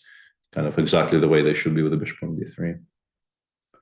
Now White has a bit of a problem because the king is on e1. Black will clearly castle queenside, but it's very solvable, exactly as Jan is saying. Just a2 is hanging, just unhang it physically. Play a3, castle long next move. White's structure is so solid. It's actually hard to imagine being worse. It's no longer terrible. Yeah, that was surprising. Very unexpected. I would not have predicted that at all. Yuengi makes a move which honestly surprises me quite a bit, because I guess he is sidestepping bishop f4 for the future. Like if you wanted to put a rook on d1, I think a natural thing to do would be to play rook f d1, because the other one was also on an open file. But I guess he's saying Black could at some point react by playing bishop f4, and I am saving myself that tempo for the future. But it's slow. It's slow, yeah.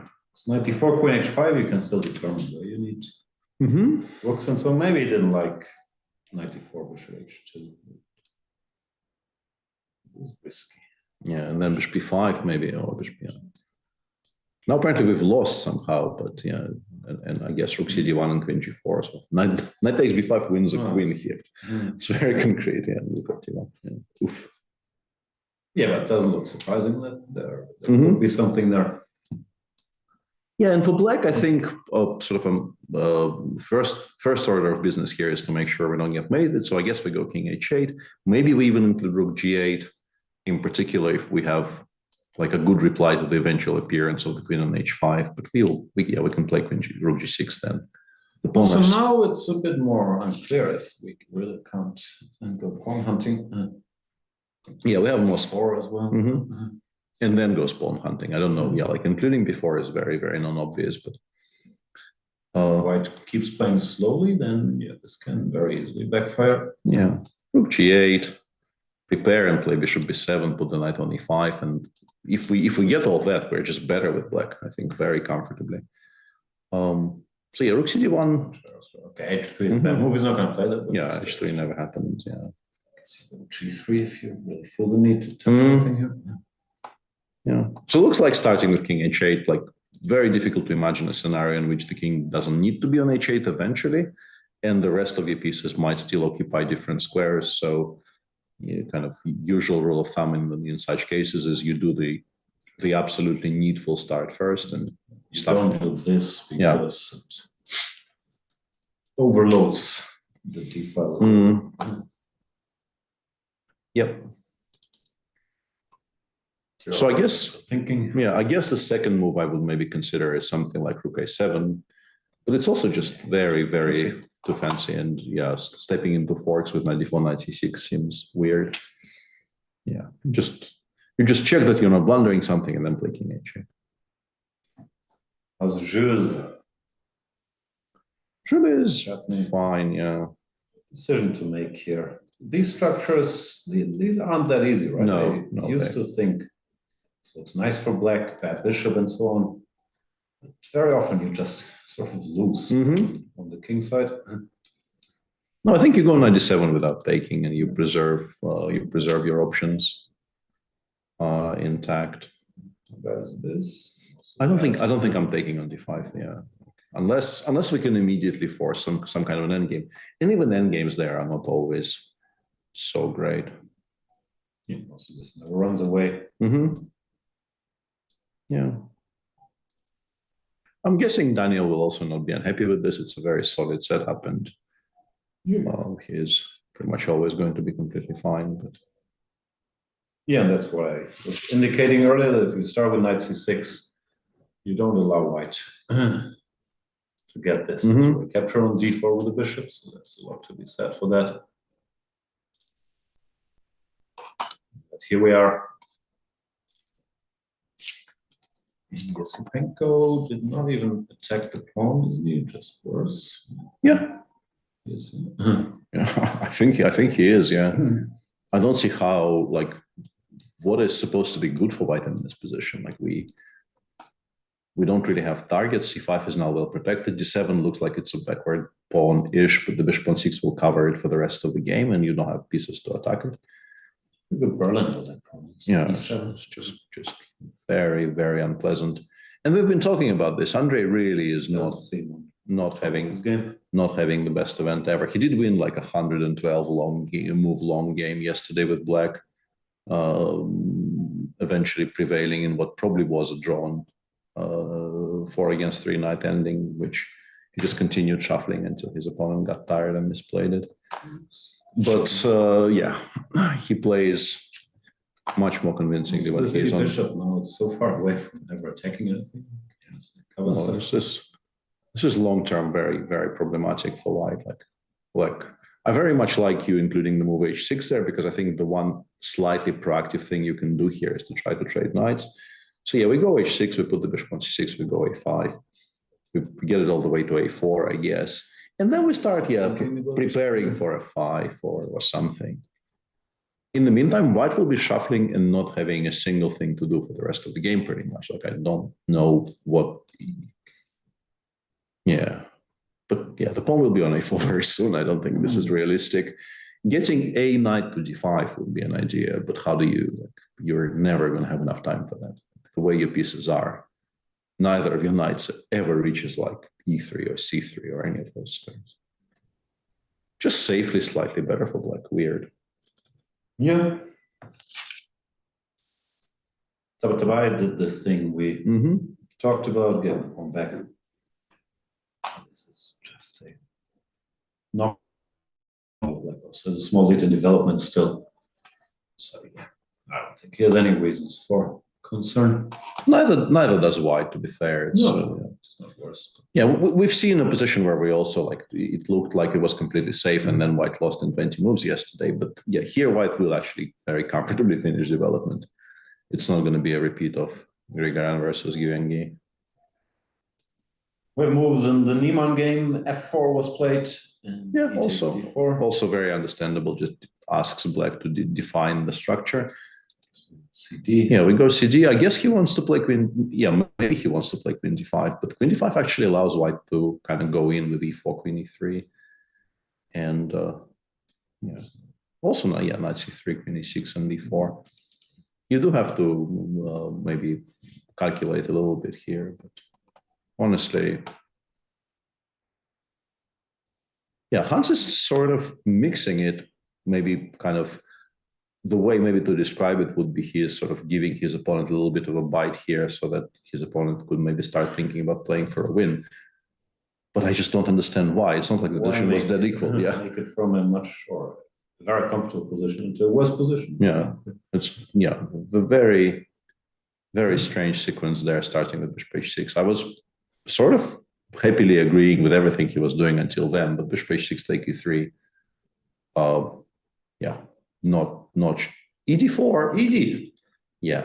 White is, I guess, still okay, but this is a very strange decision. Makes the structure worse, and also your king is still here. CDO's at the advantage of luring the queen away from. Yeah. I guess he wants to play f5, but what will happen actually is that black will just go g5, pretty sure. In many of these positions, just kind of give it up to keep the bishop on d3 passive. And Or give some tactical shots here. Which is cute. It is a nice shot. Yeah, it is a nice shot. 94 takes. This is hanging in the end. C5 also threatens. Yeah. Even after GF, it was really disliking a previous play from white, but yeah, GF queen f4, I could maybe see myself justifying, but it hates this as well. 94 is stronger. Rook h8 is also pretty good. Yeah, it's just, yeah, I'm very surprised by a number of decisions in this game. Good news for Niemann, this f4 ED. Puts him back in charge, but also it's such a random structure that you expect people to make more mistakes than structures that have been seen before. Rook g5 blitzed out. Queen away. I guess now we castle, yeah. It's sort of still fine-ish, but you have a very stupid knight on e2, meaning that black can very much aim to play knight e4 very quickly. I don't know which rook you prefer on e8. Both seem to make sense. Yeah, if that knight was sort of closer to the e5 square, you'd be extremely happy with white as well, but it's not.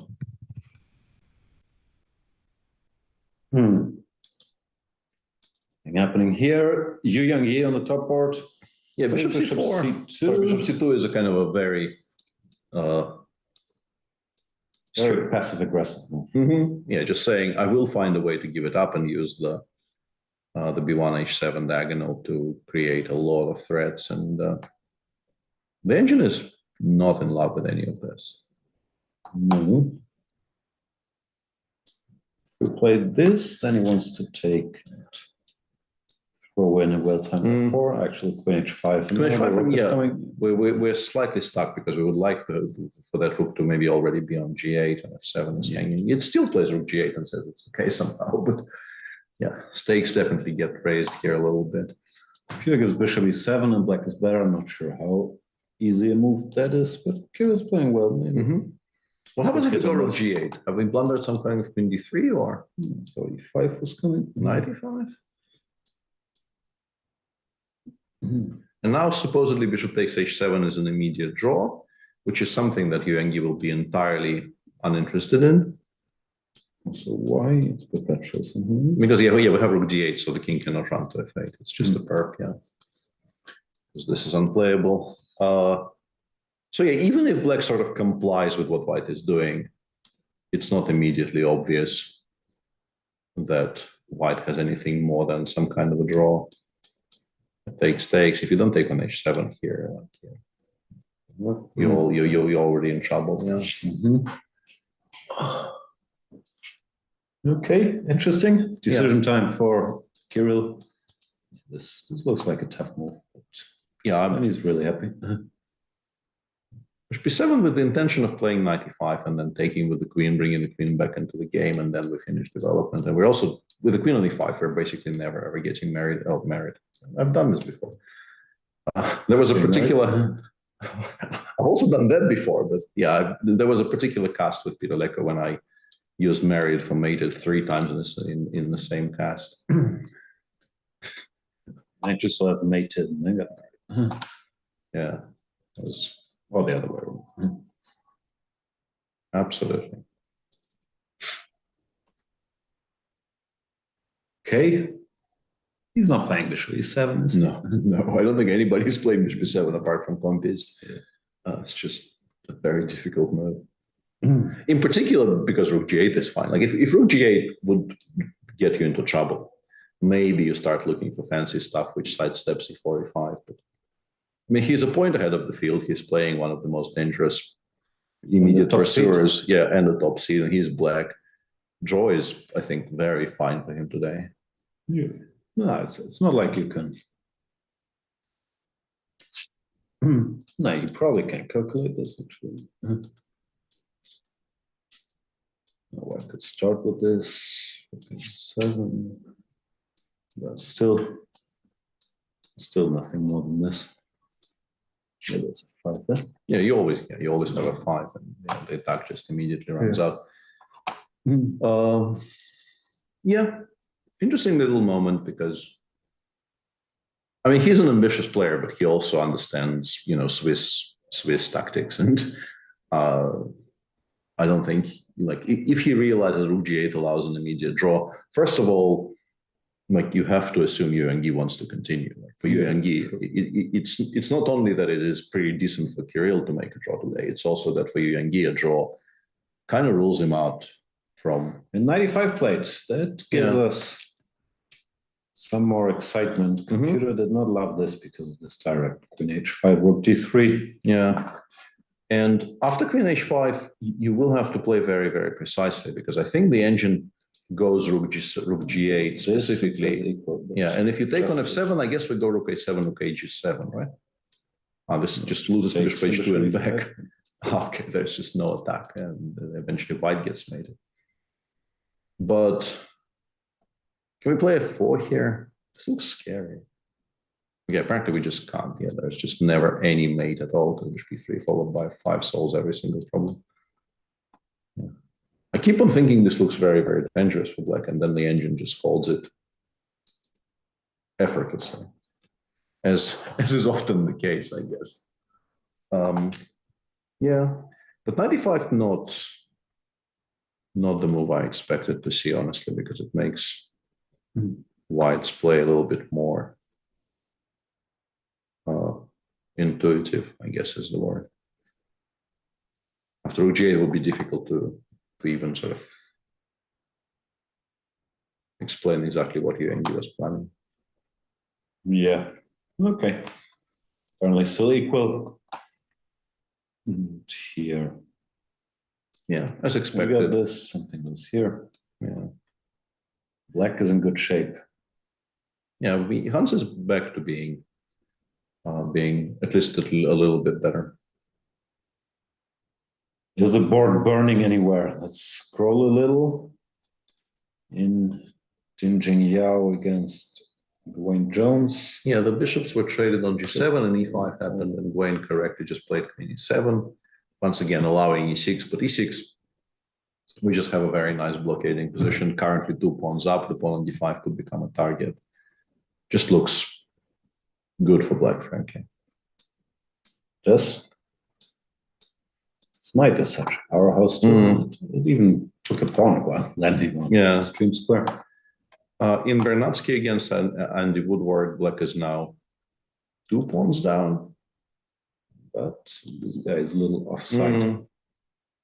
There's definitely some play for it, but it doesn't look too exciting for black, frankly. Yeah, Andy will be in trouble today. It will be against an experienced player where you have to prove very unobvious compensation for a bunch of material. It's going to be a task. Talking about the board on fire, the Puranic game versus John Avillo. That one is... Gave a rook. Yeah, he went f2, f4, which is also a thematic thing to do in all of these positions, just trying to open up the king's side. And now fe5 is the right way to proceed, because I guess otherwise does win that knight on g5 very comfortably if the rook goes away. My first chicken instinct would be, can we recapture? But the answer is a resounding no. Yeah, it would just get overrun. Yeah, we can't take the rook. Yeah, you will have to take on a7 simply because everything else loses. And now I think Weirdly, both knight f7 and rook f7 are playable.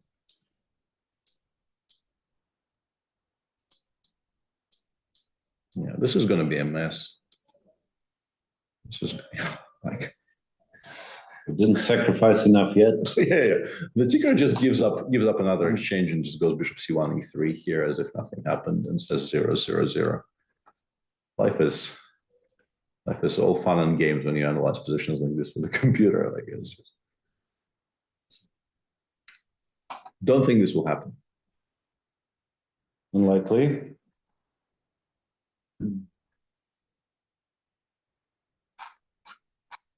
Not a lot of excitement elsewhere, so I guess we'll. Hang on a And second. he took with the e-pawn. Back to the top board. Yeah, That's not a great structure. no. I guess That's so vulnerable. I guess he was worried enough about what Yuan was doing that he just decided to kind of put a hard stop to getting mated on the king side. But yeah, he definitely blocks off much of his own pieces. Yeah, don't like this very much. It's not horrible, but it definitely makes White's life a lot simpler. Yeah, that's surprising decision. Knight e5, not so much, but in combination with tending to actually go fe. Yeah. Zacer asks, did we ever get a resolution in what happened in the draw that was before move 30 yesterday?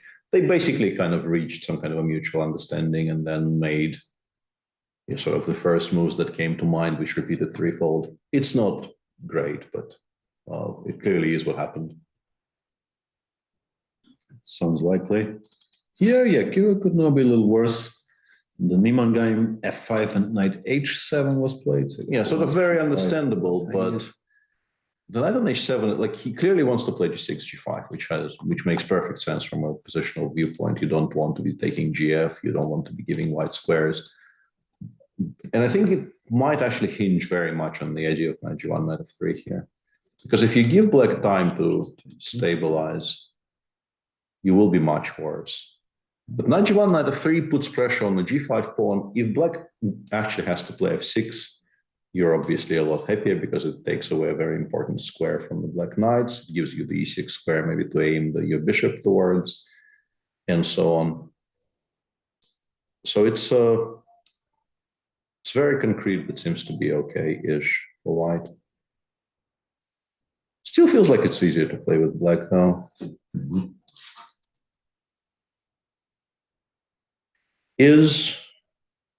No, I can answer that question. I was going to ask if maybe Ivan Cheparinov is already a little bit better, but you just take on f6 here and go e3. Yeah, really likes black here. Yeah. I often have these in Blitz where I know out of some London system Tronkowski computers on my site, and Blitz I'm never very thrilled once I get this.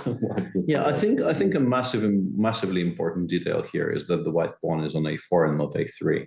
Because I think the structure change that you would like here is to play c4. But the bishop on b4 will be such an annoyance that you pretty much can never do that. If we had a pawn on a3 here, if I could play c3, c4 here with a pawn on a3, I think white is never worse and maybe even slightly better. But yeah, bishop should be like you can't allow that. Okay. What else do we have? In Korvov's game, the pawn on e5 was left unpraised, by the way, for whatever reason. And he is now fine, I assume. So is black still, but less fine than being central corner. Yeah. This is the power of, being the more established, the more experienced, the higher rated player, and, being able to bluff semi-convincingly, because I think if Aditya Mittal here was playing against somebody he played in junior tournaments every second day, he would have kept the pawn, I think. Not very likely. But apparently black is still not in any trouble. Takes, bishop f6. Yeah, I can believe that. The activity compensates. I can definitely believe that, but you're not really fighting for much of No. C4 makes an immediate draw, first of all, yeah. Anton starts with rook queen takes d8, obviously not wanting to give black this immediate target, and that apparently is once again playing with danger a bit, because after bishop d8, can't we go like why is knight e5 bet? Knight a4 is playable. Whoa. And knight f7 just does nothing in all of these positions because it's a full rook. Just does nothing. It's 2 checks. Yep. And if you include rook takes b5, I think the problem for white is you can definitely throw in rook takes b5 there, but that makes black play c5, c4 much more comfortably. Like if knight a4. If you throw this in, I'm guessing c4 is the only move that gives black any kind of an advantage, but it's a very easy move to make, so it's not difficult. Pretty much a no-brainer. Yeah. So yeah, well, Anton continues very much sort of pushing the envelope there. Mm-hmm. Okay, yeah, so far a bit of a slow round, other than this game being exciting and this game being exciting. They're a little lower down the top boards. Let's see what happens here. Fe, knight a7. Yeah, rook f7, queen 6 was played, and instead of e6, bishop e3 was played immediately, to which very understandably black just replied with d5, because you want to have rook d8, you want to have bishop c5, all of those things are important to your future counterplay. I guess rook f5 is very logical here, bringing the rook back, attacking e5. a7 is still hanging. Yeah, black is... What is this? What is a rook up? That's good. No, it's an exchange. If it was a rook, we probably would I can't count. Okay, then it's less good. Well, honestly, because it's just an exchange, if you showed me this position without engine evaluation, I would think white probably is winning, but he isn't. Because the engines are pretty good at defending positions like this without freaking out or panicking or blundering anything. Yeah. How is this not lost? Knight g5, king g8, and apparently there is no tactic here that does anything. Yeah, looks like it. The first move currently here is is a very, very spectacular little move. Yeah, rook b5, to which once again black says no freak out. Knight b6. Let's continue. Yeah, still a lot to play for. We will continue here in a couple minutes. The tournament might get decided today on the top board, but it currently looks like Yu Yang-yi now is slightly to be preferred, and Kirill Alexeyenko cost himself a lot of dynamism for a bit of stability, but we're not sure if it was worth it. In the break, go check out my e4, e5 complete repertoire for black based on the Marshall on chessable.com. Go to chessable.com/Jan. Learn a good opening and then come back. Absolutely. You have 5 minutes.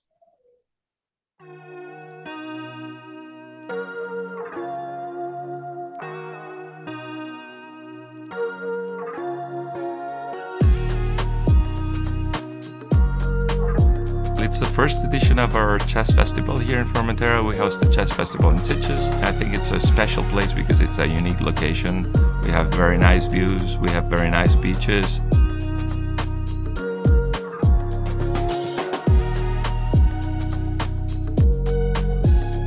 My experience here has been extremely nice. It's a perfect location to play chess. We are in a fantastic hotel here in the beautiful island of Formentera, which is paradise.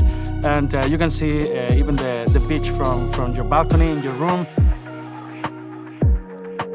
Tournament combines chess and holidays, and there are a lot of parallel activities. You can play ping pong tournament, you can play volleyball tournament. For instance, we have seminars from different grandmasters and chess master classes or chess conferences, and we also have a couple of blitz tournaments.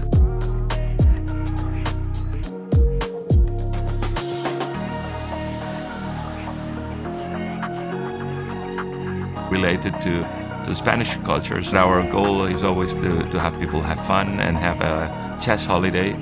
Yeah, this tournament is basically for everyone. It can be a professional chess player who just is very much focused at chess part, and the conditions are good enough to do that too. I expect to play some decent chess at least. And yesterday I lost against Gustafsson, super grandmaster from India. But besides chess, I expect to have a lot of great moments and memories with my friends here in this beautiful island.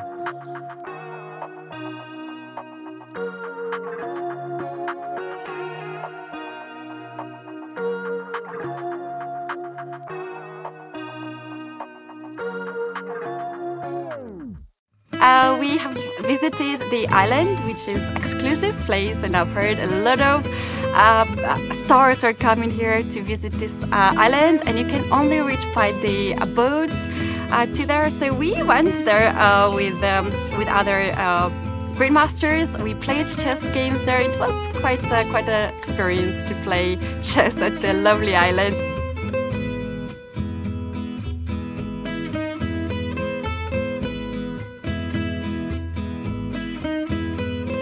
For me, it's very important to have a good time, because when I have a good time, then my chess also goes nicely, and this tournament is also proof of that, and I hope I will today, because so far I've got some points, and also I enjoyed other activities here too. So it's the perfect place to play chess.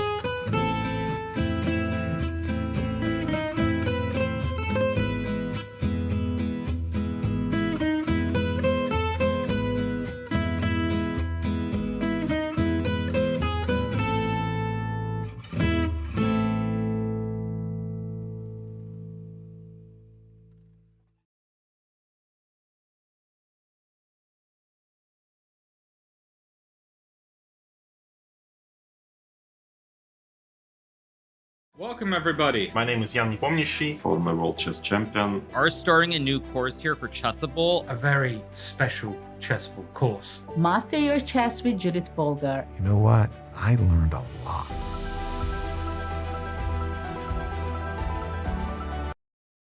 Welcome everybody. My name is Jan Nepomniachtchi, former world chess champion. Are starting a new course here for Chessable. A very special Chessable course. Master your chess with Judith Bolger. You know what? I learned a lot.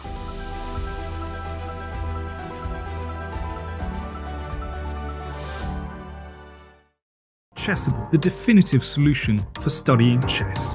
Choose from one of the largest online chess libraries in the world, with hundreds of titles ranging from classic books through to our exclusive Chessable courses.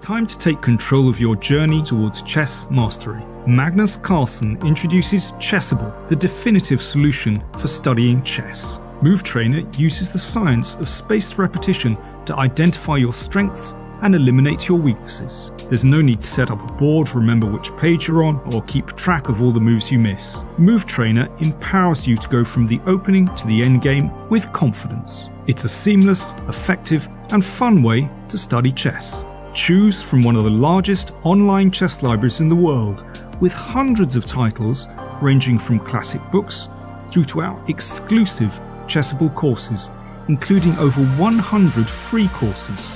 Get expert insights from International Master John Bartholomew, Grandmaster Sam Shankland, International Master Krzysztof Sielecki, Grandmaster Simon Williams, World Champion Magnus Carlsen, and hundreds of other instructors. Get started now and join our growing community of over 100,000 chess enthusiasts at chessable.com.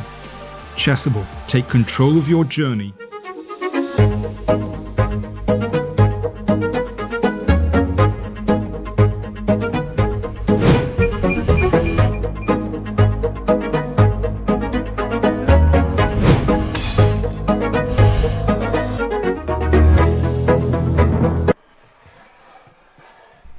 Seriously?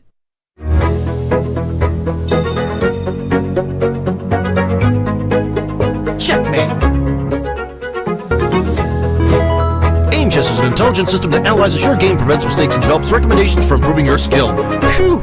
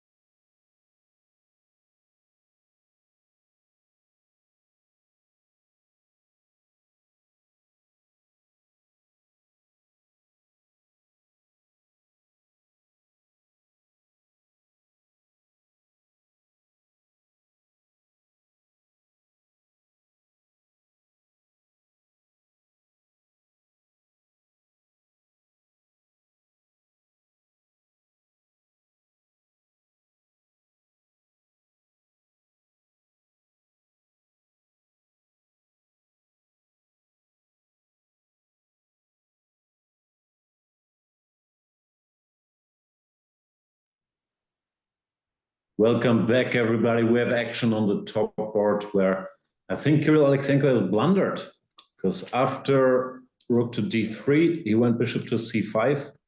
And my assumption is he missed after queen f3. He can't go f6 because of rook d8, which is painful. Yeah, and you understand the desire to have the bishop on c5 because aiming it towards the d4 square is one justification you can have for playing f takes c5. But you need to safeguard the king first. Maybe even go bishop b7 now, but then after queen h5, it's really painful. Oh yeah, because we're just stuck. So it's a very, very important tempo that he mislaid there, by playing bishop c5. Yeah, position, we weren't that pleased, once again, being engine monkeys here as well, with knight e5 and f e5, because it looks very loose. And after rook g3, apparently queen c7 was still okay-ish. Maybe preparing this, keeping an eye on d8, and then going f6. Yeah, very important to put something on the 7th, but be able to play f6 and protect h7 in the future. So, yeah, it wasn't... It was clearly, I was not very happy with how this was going. The trend wasn't his friend starting with knight e5. But it wasn't that bad. But now bishop c5, queen f3, he really is in a this was a serious amount of trouble. Tough sequence of 3 bad moves in a row, basically. Yeah. So what would that mean for the tournament if he lost? There will be a tie for first. There will be a tie for first, including obviously Yu Yang, and then I'm guessing the current front runner is Hans. Yeah, because Petrosian Tabatabai does look extremely quiet. Yeah, and I don't really see Hans losing his position against one f6, which the computer hates, but so does it hate bishop c4. Generally, the computer is not very kind to the decision of the players in this game, but it's also a very non-standard structure, and it has been. You don't see this very much. And I did mention that f6 opens up the e6 square for the bishop. It just, you can't do it immediately because it just gets very safely chased away by knight hf8. You can't keep it there. It's not going to, if you try to double down with rook e2, rook d1, I guess rook h7, e7 eventually forces you on the defensive. No, the hand wants this bishop c4, bishop e6, but if it doesn't work, some more subtlety was needed. Yeah, apparently this is just bad. Not sure if this is so obviously bad. I guess it just is aimed at the f4 square, and this happens a lot faster than you would suspect. Knight b6 played by Hans, which is, I guess, still fine. No surprises, blurring it here. Yeah. He wants to hit it, but now white has, once again, I'm just reading here. c4 and after knight f8, c5. Yeah, we go c5 and then we evacuate it from you. We admit our mistake and we put it back on c4 or b3 or somewhere. And these pawns built a nice little wall against the knights. Yeah, and the knight from g1 will now go to e2, c3, and so on. Kirill went for kind of broke. I guess he felt obliged, but this lack of alternatives. I was looking at this in the break briefly. Computer was not very thrilled about it, but maybe it's the best chance. The other one seemed fairly clear-cut. Yeah, queen 6 is a very painful move here to react to because the bishop on c5 is hanging, and you're maybe swinging it over to h6 in some futures, and it's just a very awkward piece to deal with. It's all still extremely, move by move, and structurally black is completely fine. It's just that you probably lose material. Surprised with these pieces that you're in trouble. Yeah, absolutely. Yeah, you know you're in trouble. The question is whether maybe by some miracle you can find a way to stabilize for a time. Because as mentioned, the bishop pair, the structure, everything works in your favor. It's just that you probably don't survive until the end games against best playing. In the game between Aravind and Cheparinov, the structure changed. And I think if you're Ivan here, you're quite thrilled about how this is going, because this was a very, very slow, uneventful structure. And now you're just better because... Yeah, surprised it's so bad, but white king is a little weaker. c5 is coming. The rook is very far away from doing anything, really far. Unless c4 happens, which it looks like it isn't. Yeah, so knight f6 followed by 6c5, and then we continue shuffling. But we're sort of slightly better everywhere, which I think is the important thing here. He starts with queen c7. I don't know why he felt he needed to provoke e3 or what have you. Maybe he wants like, I don't know, f6, e5 or something, or kind of a more ambitious plan. But White probably is going to be able to meet that with something. Yeah, interesting round, and even this game, which, as I mentioned, did look very slow, is now shaping up to be a bit of a thriller. It's only really the Petrosian Tabatabai game, which is a bit of a non-event. Yeah, still claim a theoretical edge for White, but you just don't get to attack this pawn ever. I would guess Black tries not to exchange rooks. Yeah, I was about to say, I think the way you lose this is maybe you trade rooks, and then, in particular, maybe like you play g5 and then you trade rooks, and then you get hit with f2, f4, and you don't know how to react to it. Common sense not to exchange rooks, I think. Like, you just have so much activity with the rooks on board. Yeah, I'm not expecting this one to go very far past move 30, frankly. Yeah, EF on the board. If it's not for queen, like if it wasn't for queen c6, maybe another move. Yeah, then Black is completely fine. Yeah, rook a7, g7. Yeah, we're almost there actually, but not quite. Yeah. Yeah, no, queen c6 is clearly the best move, but also it doesn't feel like it's a move Yu Yang would miss. It's so obviously annoying for Black. Here, something bad happens directly.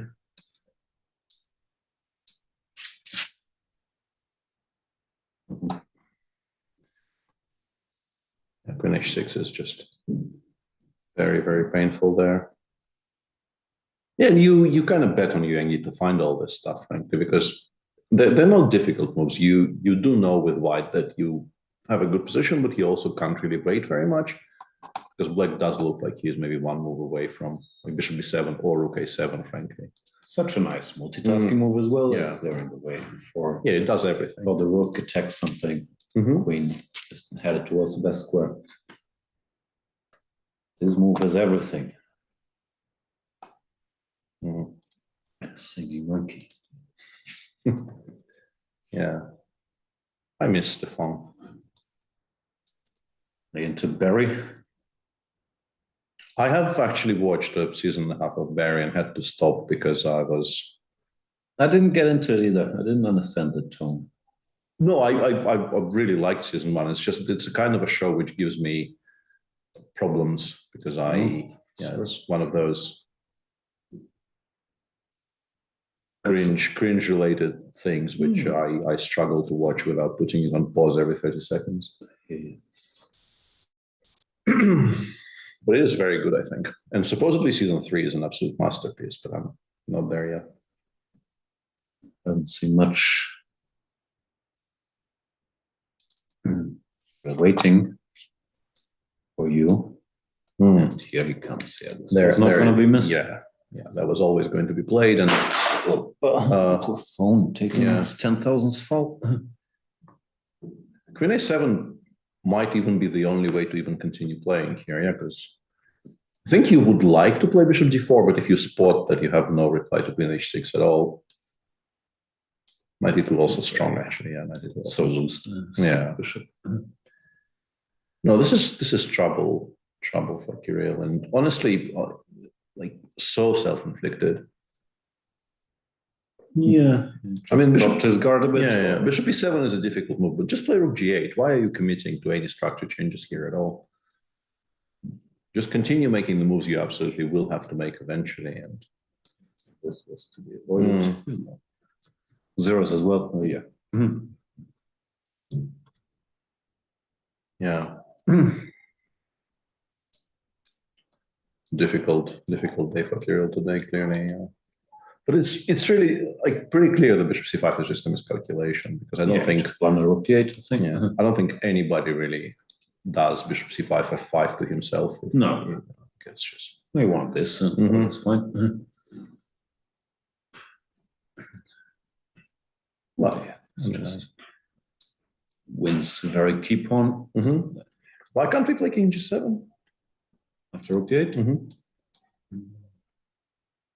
That just sort of loses slowly, apparently. Yeah, and this is actually like what the engine says here is very much my argument about all of these positions with f6 anyway.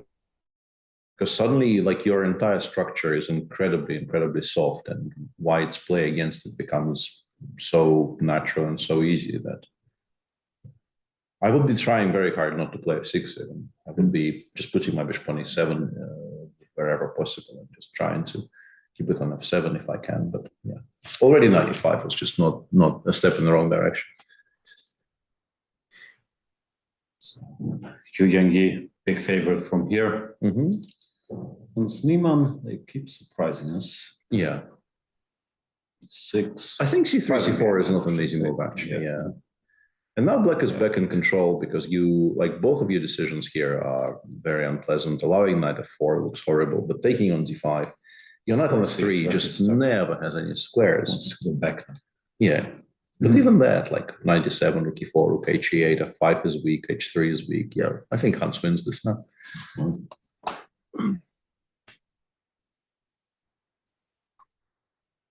Okay. Jules. Not really doing all that well, frankly. The structure is tricky. I think he wants e5, knight e6. I think his previous play very much indicates he wants e5, knight e6, which is not a poor plan, but she just says, I do not care, sir. Put a horsey here, I'll take it. No, it doesn't even take. It's f and c5, but I'm assuming it also likes this. Not that much. Not that much, but also very playable. You do get a lot of compensation with these exchange sacrifices. So yeah, so far Daniel Dardo doing quite well against his high-rated opponent. So this apparently is very awkward because you can't shift. Yeah, it's just it's always going to be there, and then you can start with like h4, h5 plans, and it's going to continue being very awkward. Andrei Yesipenko is kind of shuffling. I think he probably stabilized enough to not be too worried about things, but you still can't really make. It's nice to get this h4, h5 to rule out f-pawn pushes. Yeah, I guess white is fine now. Back and forth usually. Yeah, trying to figure out what white could do to improve. Maybe like you bring the king over to e3 and push f4. It feels very slow. Feels very slow. There's nothing. Before, of course. Yeah. Yeah, if we get here, maybe we have a shot, even though the engine still, like, once you force engine to calculate, it starts dropping some material to activate some pieces and equalizes. But it really likes this move, but how easy is this? No, not very easy at all. Yeah, the point being that if you have to give up either e5 or c4, apparently black is instantly doing very well. Yeah. How is Korobov doing? Just a pawn down, yeah, for something. I guess 94 is a threat, which is not so easily parried. The engine goes bishop b7, but I think it just came from there. So it's maybe a bit of a draw for him. c7? Oh, no, okay, yeah. But I mean, like, if you play bishop b7 here, do you have this after knight f3? Do you have something much better than bishop d6? Practically first line, so yeah. No, what kind of bishop d5? Bishop d5 followed by c4, yeah.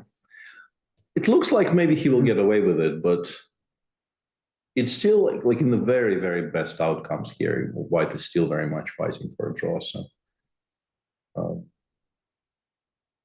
not in love with what Anton is doing here. Not in love with what Demchenko is doing here. Yeah, why is there queen on h2 is on h2, that bishop? Yeah, worse. Rook e4, f5, he is worse. The question is how much. Yeah, I was wondering if it's already like really panic stations or not. And apparently rook c1 and followed by c4 still generates enough play just to be okay-ish. Yeah, this is, I think, a very clear demonstration of what happens in this line if white is slow and black knows what to aim for. Yeah. Black is just very comfortable. Rook fc8 played here. He's trying to hang on to the pawn. Why not? Yeah, 94 doesn't really do very much. Wayne, Gwen is just, I'm guessing, much. Hang on, queen takes c5 as we. Queen e5. We have rook e7 in the end, but apparently something has gone wrong. Let's catch up. e5, queen e7. We've seen something like this. Another pawn got taken, and apparently it shouldn't have. Yeah, Black could have easily apparently just waited for some time yet. Bishop a6, just bishop b7 and bishop a6, just continuing to make c1, knight a6. But I think actually maybe only the very, very final decision here is a mistake. Yeah. e4 does look very natural here, I will say. Maybe he was worried about d6, but yeah, we take rook f7 here, where it shouldn't really be all that panicky about it by the looks of things. Yeah. You never actually attack the bishop on c8 after you see rook a7 because your pieces are just not where they should be, and knight f6 c8 is coming very quick. But rook a7, yeah, rook a7 the engine is very much in disagreement with, and it now takes on e7, goes d6. Whatever you recapture with takes. Yeah, we still got d6, and we can't keep our stuff here. This is asking. Play rook d7, but then you actually have to give up the bishop on c8. You're still okay with black. Yeah, and here you're not anymore. Yeah. Rook d7, rook d8, rook takes d6 is probably a draw, but obviously this is a tremendously good outcome for white compared to some of the positions we've seen. White is a piece up. It's like only white just can hope to be better here. Yeah, reasonably active pieces. It is 3 for a piece, but it's not 3 connected. It's difficult to, like, you can put a pawn on e3, but it never progresses, and pushing f3 is almost never going to be possible. Although just reading the line, I'm not sure I'm going for this with a very clear conscience. Looks like black somewhat improved. Yeah, knight h7 is like actively aiming to put it on h7 would be very impressive in a practical game. I don't think you do that. But knight e5 c4 is more logical, and I don't imagine white is in any trouble.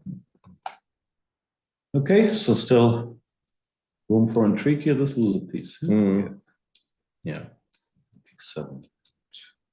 Too many pieces in the e5. Too many pieces, yeah. Is Andy improving his fortunes? Yeah, I think it just doesn't work. Yeah, it doesn't work out move by move, because I think in general, leaving white, he was 2 pawns down the last time we looked, and getting the 2 bishops and splitting the extra pawns, leaving white with the A and C in general is, I think, a good idea, because you can hunt them down quite comfortably, but white is a bit too active. Rooks on the 2 open squares, yeah, the black king is not very safe. This still looks bad. How's Jonah B. Willow doing?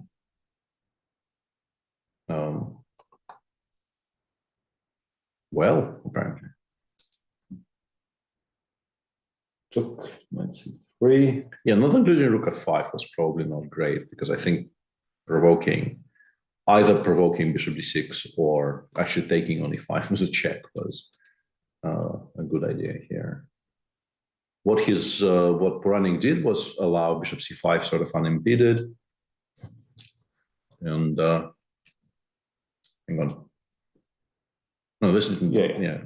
So knight c3, bishop c5, queen e1, and now knight d5 is obviously the big threat white is banking on, but you can either play rook d8, trying to, preparing, I assume, to just snap it off if it appears there, or even rook d7, honestly, knight d5. I thought it was just rook takes d5, but even rook d7 seems quite comfortable. And rook d8, I think, is a move that is quite easy to make with your hand, so to speak, like putting the rook on an open file, controlling the very, very important d5 square. Challenge the intruder. Yeah, it remains a very difficult position to play. It's move 20. Puranik is down to 17 minutes against 35 for Jonah, and moves are, I think, difficult to come by. So this could go any which way, but objectively, black is doing quite well. See if Kirill made some moves. He did, but zeros on the screen. We're fine suddenly. Queen c6, queen a7. Rook d8. Yeah, rook d8 is a very strange choice. Yeah, apparently it doesn't crush. And the way to proceed was this. Yeah, rook h3. I guess preparing to meet bishop b7 with queen h6, very important. Yeah, and now I thought queen f8, but actually I think the engine prefers bishop f8 in the current position. Let's have a look at how it went down. Rook d8 played. He just snapped, played queen g7. Yeah, and now you just take, you play bishop f8 and you play bishop b7 next move. And suddenly... queen d5 was the point. Yeah. She does go back. Yeah. And there's nothing there. Oh. Yeah, very, very big turnaround here for Kirill because this looks fine. You still have a bit of a shaky situation in the center. White starts with g3 because I think you can't really avoid playing g3. Bishop b7 will be a massive threat. And queen b6. And yeah, e5 f5 are still vulnerable. And you can still imagine this not going all that well for you if you play slowly. But the engine importantly starts with b4 to drive the knight away from the e4 square and now goes f4 because e4 cannot be occupied and says that yes, our entire position looks a bit loose, but we're also generating a lot of play on the king side.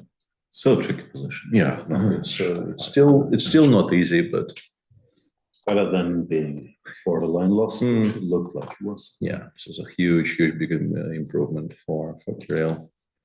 On board 2, Hans continues being better, yeah. Why is it so good? f5 is very vulnerable. I think very specifically you just lose it with checks here. Otherwise it maybe would have been okay, but you just take on it 2 twice, go queen f4 check and takes f5. The engine actually does this anyway. Just puts the king on b3 and says I will get to play queen e7 at least, which generates some counter. But I don't know if it's easy for white to just give up. Nothing else works, or I don't know what the alternative is. We could take, I guess, and then yeah, but if you play slowly, but yeah, I think that loses eventually. Pleasant as well. Yeah, give black time to play like a6, king a7, and then something will activate and you will lose. Rook d1 played to Gökhan Khan's credit. Yeah, he realizes that he probably needs to be more proactive here. He also needs to make moves. 5 minutes versus 56. Now we see Kirill Alexeyenko will walk from the top part.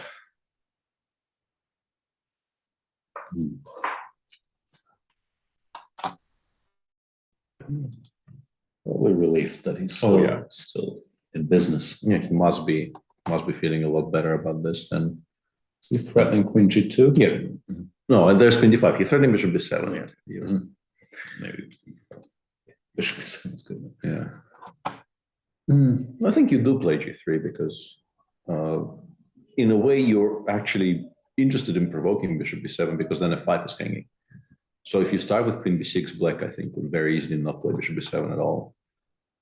Indeed.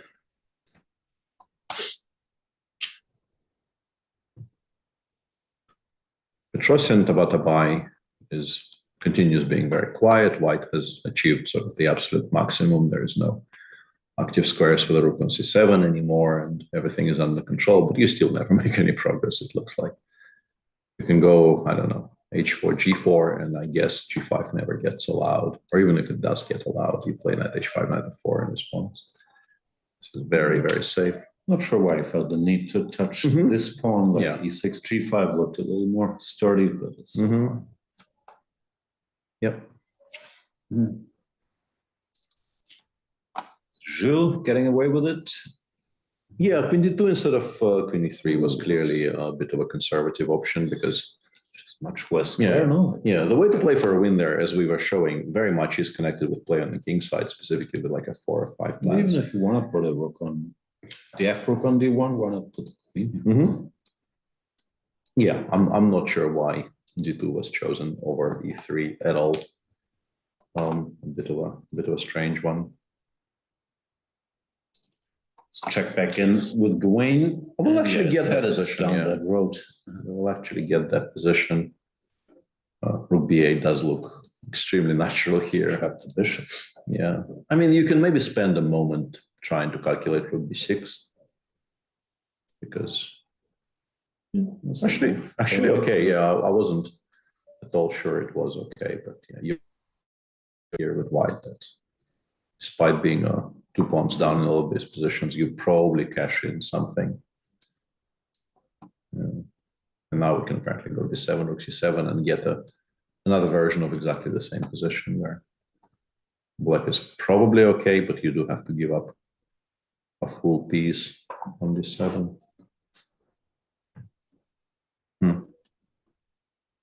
Yeah, Gawain will feel that he's let one slip here because he was very much in control earlier. You've been hanging out with Gawain, no? I've seen you guys around the pool table.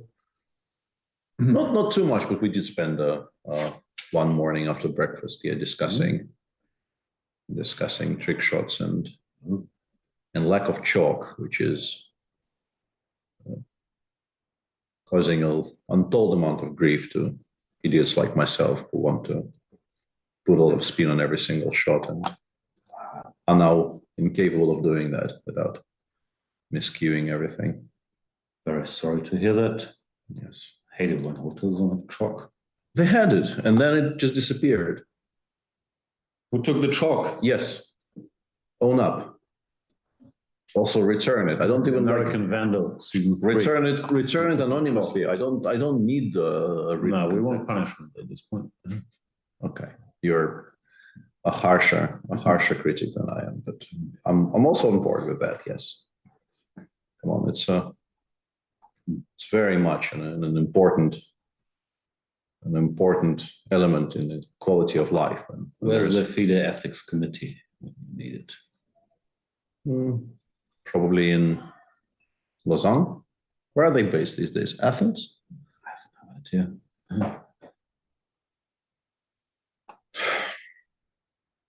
Yeah, Arjun here for a second. Yeah, this is a game we haven't touched in a while. And it looks like Vasif Dorabaily's approach of keeping as many pieces on the board as possible and kind of freaking his young opponent out by playing on the king side has worked out. Even though, interestingly, he didn't take on e3 on a previous move. He could have just taken on e3, played h4, put a knight on f1, played like knight h5, knight f6, and been, I think, very comfortably better. I guess he didn't like GD5 him at the end. Mm-hmm. Yeah. Speaking of Arjun, did you hear Arjun Erigaisi got a $1.5 million sponsorship deal? Happy for the young man. Congratulations. Yeah. There is seemingly a decent amount of money in Indian chess right now, as it should be with the amount of young talent they have going. It's nice to see that there is support, and yeah, wish him all the best.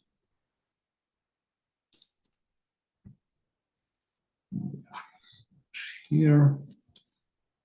So let's check back in with the top board. Yeah, Kirill by now kind of confidently making what seems to be the best choices. And after knight f4, I think after both e4 and f4, interestingly, the engine just makes an immediate draw with white. Just says, I'm not even better. I want to play knight c5. Let's say f4. It doesn't matter. It just goes on knight c5, takes, rook c8, puts the queen on the 6th, and then gives a perpetual. Don't think that would be Yu Young-Yi's choice, but probably not. Yeah, but let's discuss other choices. Let's say f4. Knight f4 seems correct. Mm-hmm. Yeah, knight f2. Such an ugly square. Yeah, it's just not where it's not where it should be. Knight a4. Let's go f4. Yeah, let's go f4 to be more. Like, can I play rook d1? Apparently not. Apparently, I'm now completely lost after rook c8, rook c7. Somewhat surprising. Yeah, the pieces don't move, yeah? Yeah, the pieces, like I thought I will be able to eventually play rook d8, but I guess rook c1 is just such an important constant threat, and the knight on e4 is so completely cut off that, yeah, you just can't afford that. So you have to stop rook c8. Your move that you mentioned earlier, like f4 bishop f5, is that playable?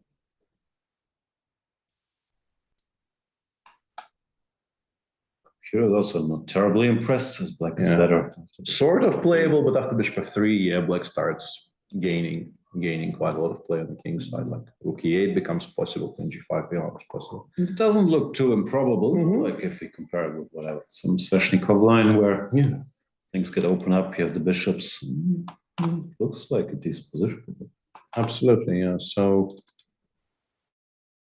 he obviously will not be at all excited about taking that immediate draw if it gets presented to him. But on the other hand, like losing is even worse. Yeah, if he correctly assumes that continuing only really creates additional risks without too much reward, I think he probably cashes that in. Speaking of additional risks, after all my speeches about keeping the rooks, looks like black now allowed taking. But it's fine because we go specifically knight 8, 96, right? Like Vichy would blitz out knight to d6 and look at you impatiently. Yeah, this is just completely fine. It's just a fortress and it covers all the entry squares. Yeah, you can go king e3, f4, but then we can even include g5 somewhere. Yeah, it doesn't really matter all that much here. So apparently we don't even need that square, but what you want. Yeah, on board 2, we were praising Gorky Khan for his correct assessment that he needed to be active, but he instead didn't go active. Yeah, he played knight e3, which apparently now loses by force to knight b6, followed by g4 and h3, which I think is findable. And also, I think it just looks like it should eventually lose because that pawn is just way too active. a5 I would struggle with a bit. Yeah, why is h2 not winning here? Sort of more importantly, why can't we just cash this in? 95 is a draw because it's a perpetual. Counterplay. Yeah. Okay, so we need a7 for the king, and okay, let's go a6. This, I think you can probably figure out why, because you give diagonal checks to always prevent the queen from joining, and then you no longer have squares. No way out. Yeah, it's findable, I think, because otherwise why just resigns? So we go a6 on move 38, and now h2 is a threat. You have to play knight f1. Yeah, and then we just go knight c8, d6, e4, right? And white is basically completely incapable of stopping it. The knight will be on e4 in 3 moves time. Yeah. Very slow, but with the h passed pawn, not too surprising either. It's good. Yeah. Knight b6 played. Can we play king c2? Just lost slowly. Yeah, once again, king a7, knight c8, knight d6, and things start collapsing. And white is just completely helpless to generate any activity. So basically what knight e3 did on move 35 is it just postponed us losing the f5 pawn. And if you played king c2, king b3 here, at least you would have gotten the queen to e7. Because can we play? I guess queen e4 maybe is what he didn't want to allow, but so finds a way in. It's all move by move. Yeah, it's all very much move by move. But yeah, I think if you realize just how bad this position that he currently has on the board is, you start looking for ways to shed some material to at least have some threats. No, it's understandable that you don't see that just this super slow plan just crushes you. Yeah, but I would still expect Hans to find some variation of it at least. Yeah, I think it's very logical because he has a very good position, but knight on b6 isn't playing so far, so you get it eventually, get it to better squares, and the white position should normally collapse. Knight a4 on the board in Yuangi's game, both e4 and f4 are fine, but I think like if you're choosing here, I think f4 is much more logical because you don't really want to block off your own bishop on b7. I think if you have to choose between those two, I think you're more drawn to the idea of playing f4.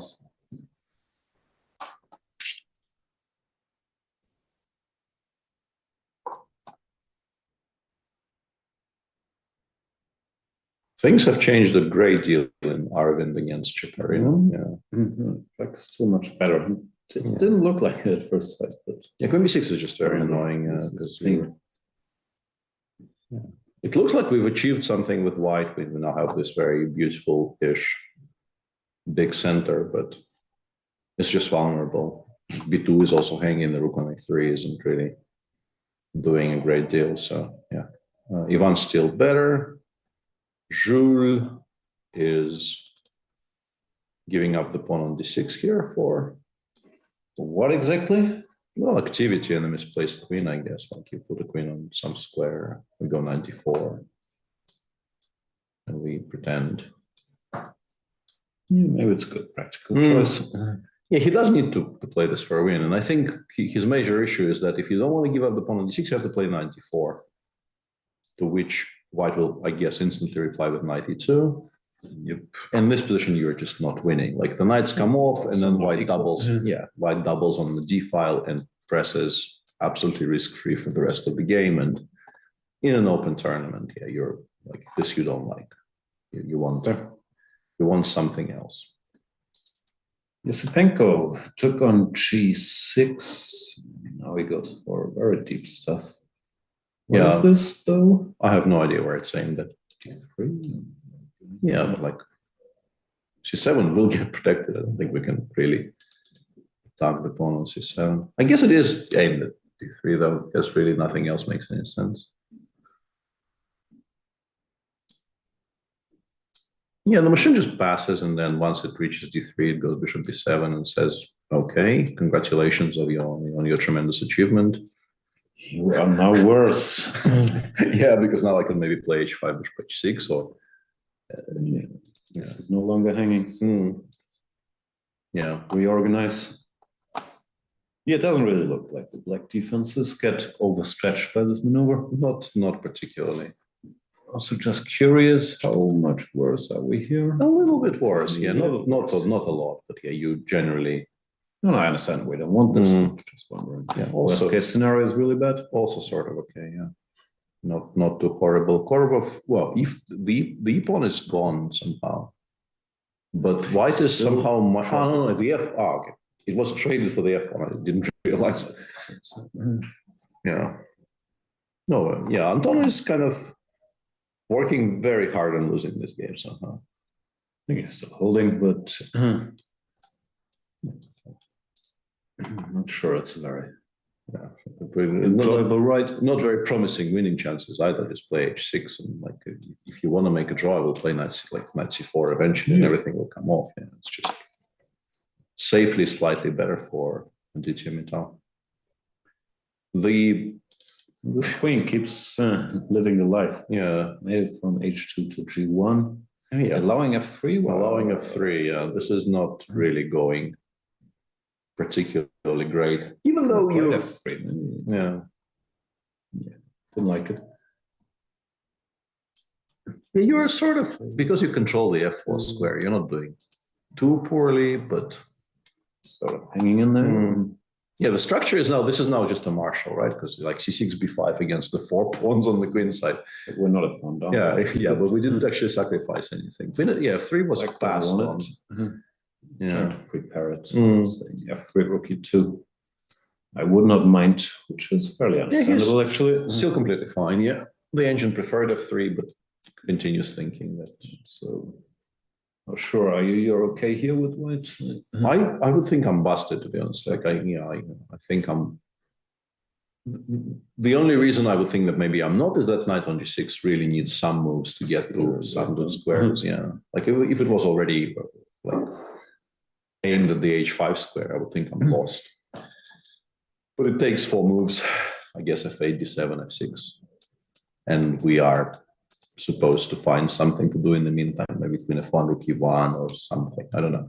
It doesn't look that easy to find something very productive to do. It's amazing that queen f1, rook e1. Yeah, it's amazing. It's a 0-0-0 here. It's a bit of a shocker. It looks really bad. It looks. So a4, b8. Just continues ignoring stuff as well. Yeah, just says no threats. I can afford to spend the tempo on improving my structure a little bit on the queen side. Very striking. Yeah, practically it does not look great for Demchenko at all. No. Yeah, we'll see exactly the endgame that we were talking about earlier here. Could still end in the 3 results. I think Wayne still feels that this is misplayable for white, and you can still get winning chances. But in general, I think it's probably the white win and the draw are massive favorites. But let's check back in with Puranik against Jonah Willow. Completely lost now, apparently. Rook d7 is just defending everything very comfortably. And Rook g7, I suppose white gets mated after queen h6 or something. It's bad news. Yeah. Because I would like to pick that pawn up, but yeah, after queen h6, everything just collapses because black starts giving checks of their own. Yeah, massive victory for John O'Willow if he does end up winning that game. This is a the pile up on 6 out of 8, right? Yes, so.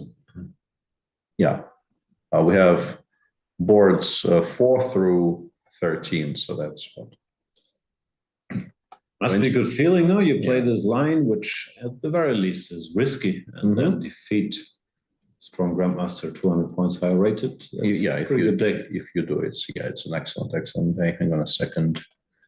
I just want to briefly check because we haven't really been talking about that all that much. But apart from the sort of the main tournament, right? There is still sort of group prizes, I assume, right?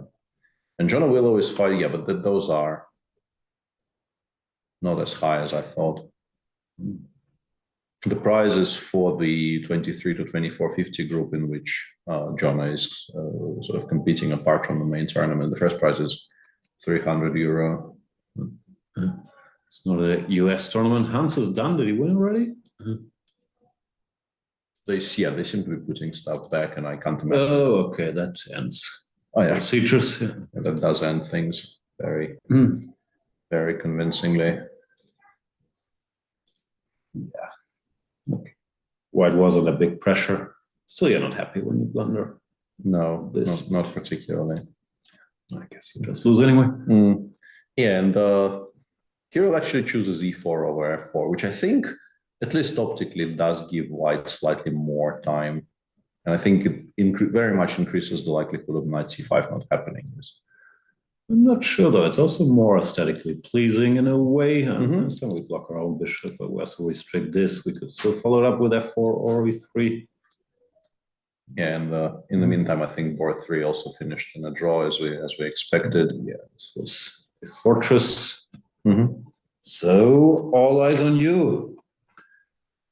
Very much so. Yeah, immediate draw available to him still on this move, but by playing knight c5, black really doesn't have anything much smarter than taking in rook c8, and then the same perpetual could happen. If you don't play it, black will play, I think, the biggest proactive threat that black has in the current position is still f4 e3, right? I think so. So you have a move. Actually, rook c8 is painful. Yeah. If we played the wrong move, this we've seen before. Yeah, this is very similar to the previous position. Yeah, you can't really afford to get locked out with that knight on a4. Maybe do this. Rook c8, something clever. Yeah, I think engine just sits. I think after bishop b3, you can play just the immediate f4 as well, and just aim to play e3 as early as possible, and it's also completely fine for black. Yeah, and white continues needing to sort of bail out a little bit. Curious what happens after fg here. We've lost to h4, just straight up lost. Okay. Because escalated quickly. We can't move the queen because rook f8 will be mate. Yeah. But while the pawn is still alive on f4, queen takes b2 does make a draw, which is kind of important there. Knight c5 takes, b3 takes, and we can take on b2 now. Checkmate. Yeah. Well, this is not yet opened. Yeah, and I assume rook f2 is probably a draw, and bishop c2 is a draw. Many things are a draw. But yeah, Yuengi just offers a draw there. I think he understood he is not better. What's going on? Are we done with the top boards within minutes now? Almost, yeah. Almost. Maybe, guys, I don't think that's a big consideration, but they probably also know the last round is at 9:30. Yeah, I think they have probably learned that. Keeping a bit of an eye on that. Yeah, can we play bishop d5 here? I think it's extremely unlikely simply because I think Kirill will be okay with just... It's not a tough calculation that you take and go rook c8 and you don't lose, right? No, I mean, Hans has already won his game by this point, so Kirill knows he will be playing against Hans tomorrow, and if he had legitimate winning chances, I think he probably would have at least spent some time considering whether to continue or not, but it doesn't look like he has too much in the way of winning chances now that 95 is on the board. Allowing 96 doesn't look right. 25, 51 You're also really doesn't playing look with right. fire. Yeah. No, I'm saying 5 more minutes. Yeah. Yeah, I think this one is close to being wrapped up. And that means we only really have the games which are in the 6 out of 8 group. Those people will be tied for third. I mean, those of them who win. Probably can't enter the fight for tournament victory. I don't know what the tiebreak system is, but I'm assuming winning your first 7 normally is a good idea. In most tiebreak systems. Yeah, yeah, it should be. Somewhat interestingly, and I mean, it's some kind of a weird version of this. Hang on, let me check if maybe switching to English will change very much, but somewhat unsurprisingly, no. I can't find. Surely there must be women's prizes. I don't know. There are 40 women playing in this tournament. I guess. Yeah, I only see group prizes, but not women prizes, which is unusual. But once again, not an American Open, so rules are different. And that, like, I wanted to actually check who well, what are the rules if there's, like, let's say 3 players tied on whatever 7.5 out of 10? Let me check.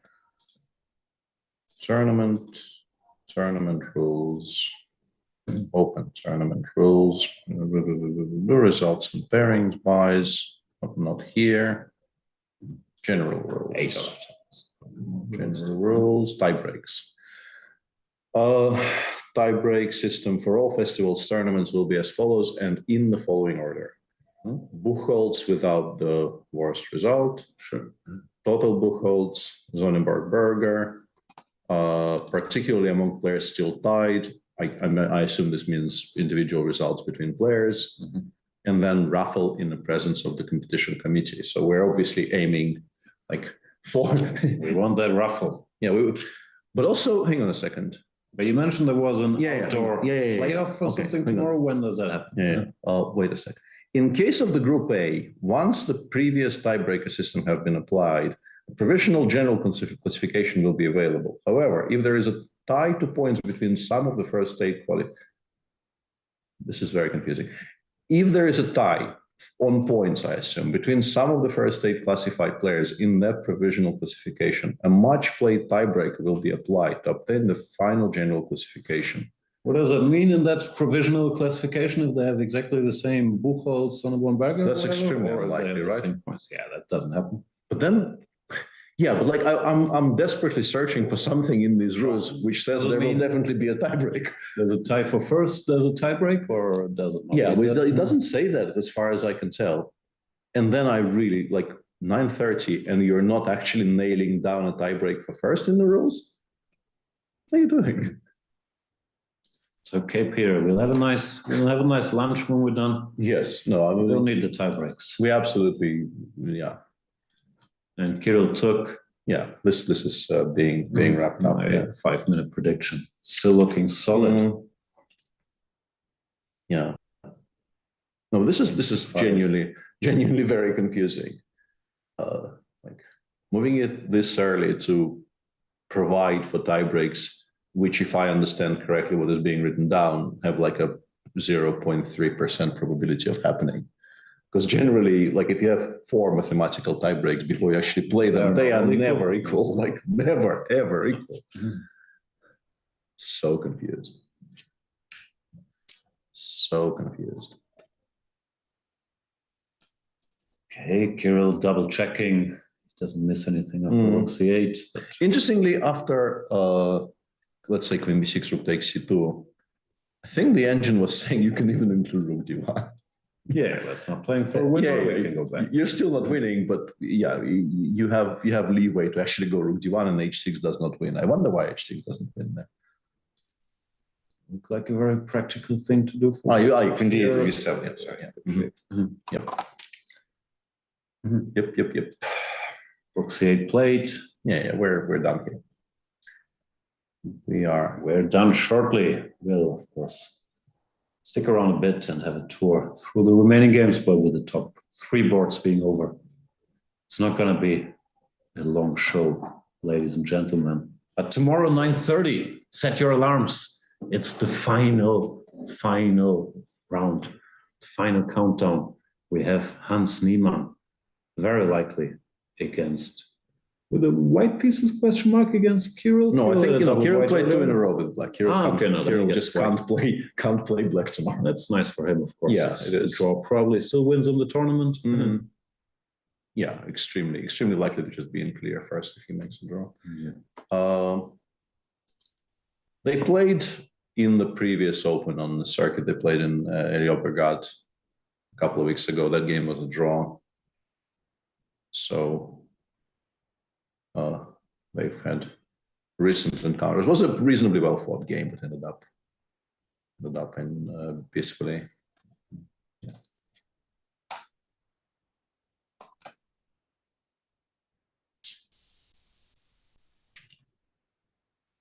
And draw agreed after Queen B6. Rook takes C2. Well, it's move 30. Yeah, not even waiting to play being all played this out. out, but yeah, they didn't really need to. Yeah, this being pretty clear. They're off to napping, probably dinner. Is dinner even on yet? I think it starts at 8. With Spain, 8 sounds early. Yep. So the top 3 boards are over. By far the best outcome for any of the players involved is Hans Niemann winning quickly with the black pieces. The other 2 games were less in this case, or more in this case, eventful draws. And yeah, Kirill probably also pretty happy after, I'm assuming, that little shock to the system he had after Queen F3 to make it out of that game. Because frankly, if you blunder into this position against Yu Young-Yi, a great tactician, I'm not sure how likely you are to survive. I wasn't really giving him much. Yeah, computer doesn't even say it's that lost after close inspection, but it also looks so tough to play. Yeah, weirdly, yeah, it goes E4 and doesn't go knight takes E4. Yeah, Rook H5 is already a difficult move. Yeah. Can we take on E4? Why aren't we winning with this? Yeah, losing. Bishop takes. H3. This is why we're playing Rook H5. Well, yeah, okay. That's been here for a while. Yeah, that's not very difficult.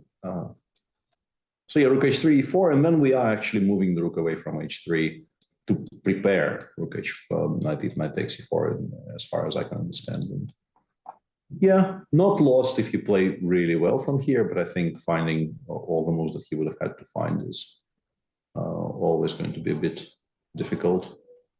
So yeah, good save by Kirill. He will be on 8 out of 9. Hans is on 7.5. Pretty good. Yeah, yeah. Hans is on 7.5 out of 9, and then there's going to be a number of people on 7 out of 9. We only so far know about Yu Young-Yi and Manuel Petrosyan and Amin Tabatabai. This is 3 people, but there is, I think, 20 people playing each other on 6 out of 8. Some of those will be decisive. So with a draw, Kirill is just mathematically clear first here. No one can catch him. Yeah, fair enough. Just needs to make a draw with white tomorrow against Hans, is the assumption. My guess is Hans will, also knowing this, very much try to make it a game. Because in a way, it's also a free roll. Of course, Kirill is so strong. If you're dead lost, you're not getting a draw. But most non-dead loss situations, you're always getting that draw on move 30. So Hans can take as much risk as he feels like. And it also makes perfect sense from a tournament standpoint. Like from the money, from a mass standpoint. Yeah, draw isn't exactly as good as a loss. With a draw, Hans secures a tie for second. But yeah, considering how top heavy the prizes are, trying to get clear first is, I think, still a massively plus EV choice for him. Usually a worthwhile pursuit. Yeah. I would suggest we take one last break, then we take a tour through the remaining games, then we wrap it up. So thank you for watching. We'll be back catching up on all the action, but situation is pretty clear on the top boards and the standings. See you.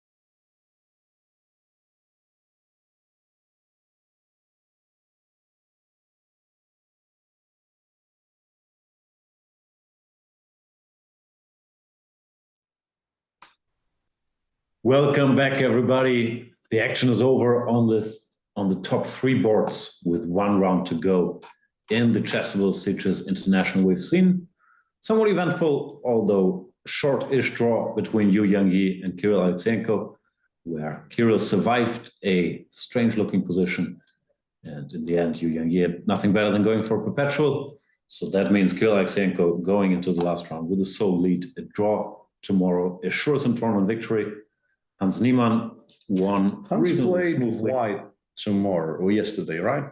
Because if Hans also played 2 with black in a row, that would lead to some weird spot. But I think Hans played white yesterday. Yeah, he beat Aravind. Yeah. He beat Aravind. Okay. So he will face Kirill Alexeyenko with the black pieces tomorrow for all the marbles. Then with the players drawing each other on board 3 means they're pretty much out of contention for first prize, Petrosyan and Tabatabai, but still have a very good shot at second tomorrow.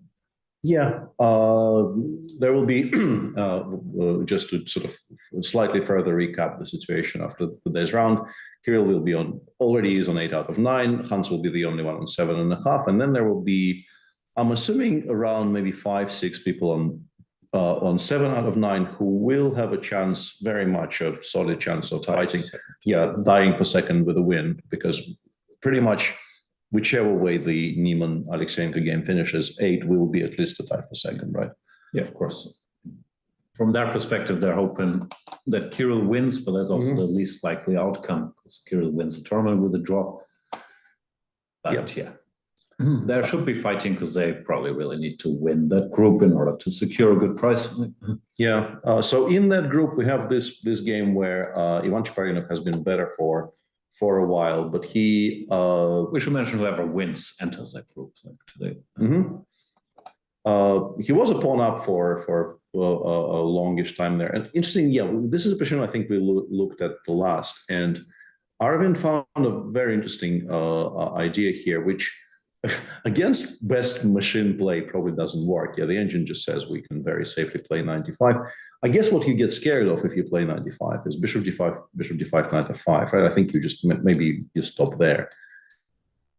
Likely goes king h8 and says, I will be the one giving mate here. H8, you're no longer stopped it. Yeah, but still, then you kind of have to ask yourself why wasn't this played? Because Ivan played knight g4, c takes d4. He's still sort of better-ish, but this is now very tricky because h3 is a threat. I mean, first of all, queen is hanging, but also you put your knight on g4 where it has no squares. Queen b6 would have been more ambitious, but also you can imagine becoming worse here. Queen f4, h3. No, that's a mess. Yeah, if you can't get to the d4 pawn in time, you might just straight up lose this. It hinges on some sort of weird tactics like h3, rook g8 here already. And the engine just ignores knight on g4 for an additional move here and says, we're kind of okay. But this is difficult, which is why I think it's understandable that Ivan decided to kind of solidify the situation, trade the queens. But now material is equal in the current position. Draw should be likely, although it's still a sharp endgame. Anything can happen. Yeah, it's a very sharp endgame, but it's a lot better for Arvind than it used to be. Julie is in a lot of trouble against Darda. I would say just straight up lost, right? It's just really hasn't been Jules' tournament. No. He crawled back up there, but it never looked like he was playing up to the level we've seen from him throughout the year, really. He played the top board for France at the Olympiad, didn't lose a game against very, very strong competition and won a bunch. Then won the French championship, was closing in on 2,700. But this hasn't been his event. Yeah, this is, but it's a very, very good result, obviously, for Daniel Darda. If he wins this, 17-year-old. Yeah, beats a very strong player, gets to 7 out of 9 and the chance for a very, very good outcome in the tournament if he wins tomorrow. Completely winning, no pawn up, and much better pawn structure. Yeah, and a much better position. You still, of course, occasionally not win this, but massively, massively better. Another person who has not had a tournament they were hoping for is Andrei Sipenko, who is, we discussed the fact that trading on e4 once the knight appears on d3 is probably something that you don't particularly want to do as black, but you're still tremendously solid. Winning this for white will not be at all easy. But of course, it's an improvement. There was a beautiful for a while. No? Yeah, there was a beautiful bishop on c6 there for a while, and now it's gone.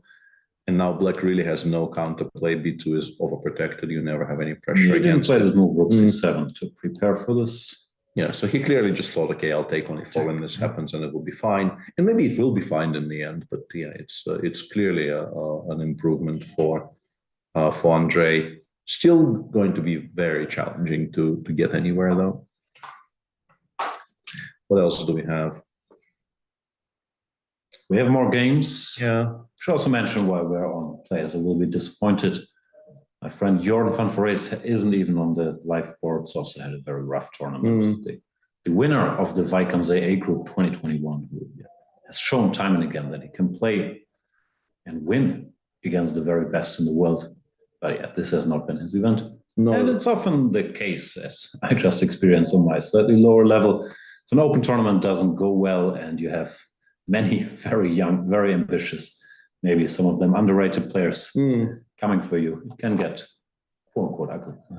Yeah, and that little bit of stat that Jan mentioned earlier in the show that, Jordan, 23 years of age himself, I think 7 out of 8, you said, were younger than him. Yeah. I mean, 9 rounds now, but still a staggering amount of up-and-comers who are sort of snapping at his heels. Anton Korobov here playing against promising Indian youngster and also sort of struggling to make a draw. Yeah, I mean, maybe he does in particular now that, I guess you go g3 to stop this. Yeah, stopping f4 seems very logical. Yeah. I don't know if we can do this. Apparently Yeah, we can, really but it doesn't really do very much somehow. For some reason. Tactics as usual. And then Rook rook takes b5 maybe if the king goes back. If the king goes back. Yeah. No, rook a6 is a check. What are we talking about? That's hallucinating. Yeah. This, but makes no sense. I mean, you actually steal better with black, but I don't think you have to. But yeah, just not a very good game from Anton. He could have had a very safe equal position out of the opening. I think a number of times very early on, like between moves, I don't know, 12 and 15, kept on choosing things which don't allow black to very easily simplify. But he kept on doing this very much at the cost of easy, comfortable equality. It never looked like he was posing any problems. He was just kept being worse. Yeah. Anton Zemchenko, I think, has now at least solved, all of his issues, but it will be difficult to win this with white after queen takes d4, which I assume will happen. You take on f7 and c5. You have to play. Some side will give it perpetually eventually. Yeah, exactly. Or white gives it. Yeah, seems like it should be a draw. Gwaine, what's happening in that very sharp endgame? Well, this happened. The horsey went here, and it's actually going very poorly for Gwaine. In trouble after rook a6. Yeah. Either trade and deal with the a passer, or you give up g6. Neither seems very tempting. He made a very strange move on move 34. I have to say, like it seems catch up. This king comes. This was all first line of the engine. White stuff. Going for this, I'm not sure this is but after rook a7, the move h6 h5 appears to just be so completely irrelevant to everything. Seems weakening. No, why give the knight that square? Yeah, the engine goes king d4 here and says we're kind of okay. But lose a crucial tempo for rook a6. Exactly. Yeah, it's just so weird. And after rook a6, your choices are horrible. Yeah, you either continue giving up stuff on the king side or you trade rooks. And if you trade rooks, the outside passer on the a file plus the extra piece more or less guarantee that you lose. Also here, I'm not sure maybe you can take, but king f2 really stops all play. E3, king f3, you're not coming anywhere. F3, and once again, you want that pawn on h6 to play e3, king f3, g5, and at least, create some kind of play. Just a very, very strange decision there by Gwaine. And he accepted he has to trade rooks, but yeah, this has to be completely lost. This pawn is just not winning. Yeah. Sadly for him, Andy Woodward, who was in our studio yesterday, a 12-year-old, 12-year-old international master from the States, has today lost to a very experienced Ukrainian player. Yeah, we keep coming back to this position. He played pawn sacrifice recommended by the computer, but was key here. and keep developing. Well, after this, it's been suffering all the way, really. Yeah. Not sure if he missed a chance somewhere, but it never looked great. Yeah, Rook FD8 looks a bit too slow. I think the engine, instead of Rook FD8, was doing something more concrete. But once we got here, yeah, it never really looked like he would really get much of a chance. And A4, A5, A6 looks like a nice plan. Yeah, Bernatsky showing that, like, understanding what your sort of long-term trumps are and just playing towards those is just a very good way of converting. Kept on offering black, like the C3 pawn was on offer for 5 moves straight, but white continued pushing the A passer, and very straightforward. Yeah, very nicely done by Bernatsky. And further down, Jonah Willow is now. Bernatsky. Yeah, this is now going to be a draw. It was completely, it was completely winning at one point. 96. 95 was playing, he took. He didn't go Rook D7, which apparently was just. Yeah, Rook D7 is greedier and stronger, but Rook D5 was still winning. E5, Queen D5, Rook G7, Knight G6, Knight H7, Knight E4. All of that was still perfectly fine. This was apparently very strong. But Knight E4 wasn't really spoiling very much. Queen H6. And after Queen D1, King H2, once again, you just need to realize you can run towards safety.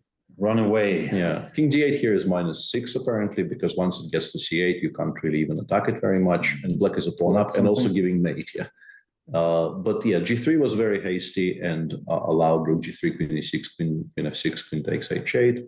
Black is still a bit better. You but I still think you're winning here from far away. King H3, Queen H5 is mate. So let's just step into this. Yeah. But you will probably not win this one. Material very, very limited now. Black isn't even a pawn up, and in order to play for a win, you have at some point to stop giving checks and just make some kind of quiet moves, allowing white to start giving checks. That's never easy. I think it's likely he's winning perpetual here. Also, you messed up. The opponent is much higher rated, and you probably call it a day. Yeah, I think it's likely.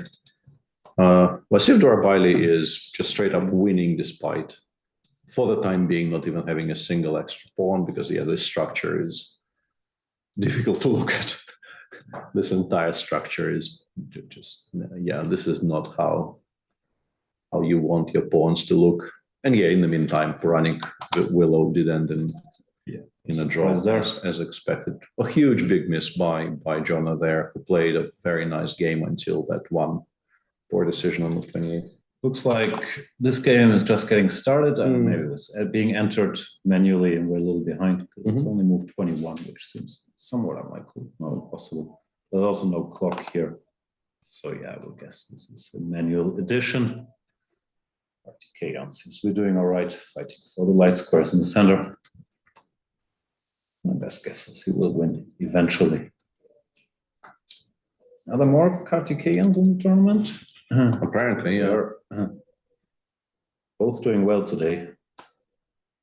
AJ Kartikeyan with a pleasant endgame against Grigoryan. I'm not sure he really win this. Yeah, the big issue is finding a way to break this open, but obviously a very, very pleasant position to play forever.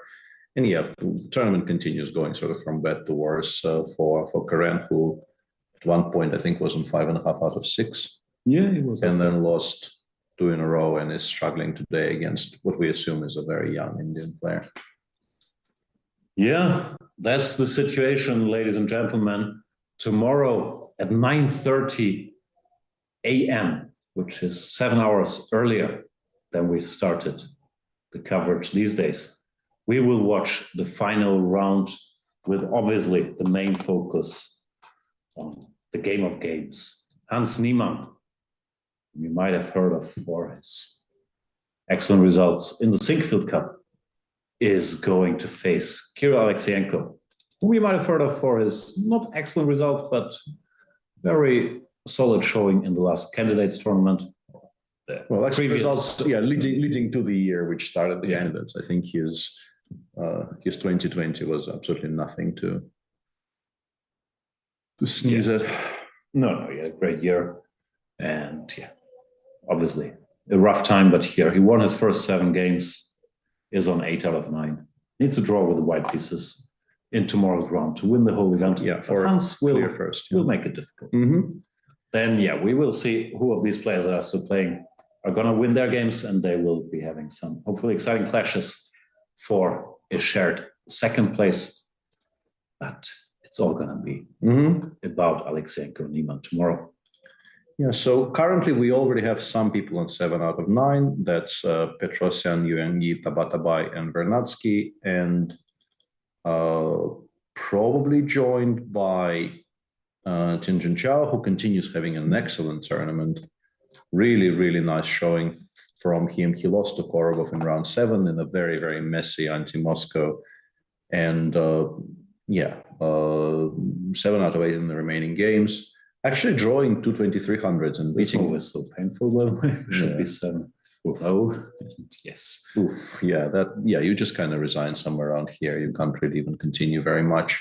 Yeah, very, very good tournament for the Grandmaster from Singapore, who is not very old, eh? It's 22. It's pretty old for the standards of this tournament. There.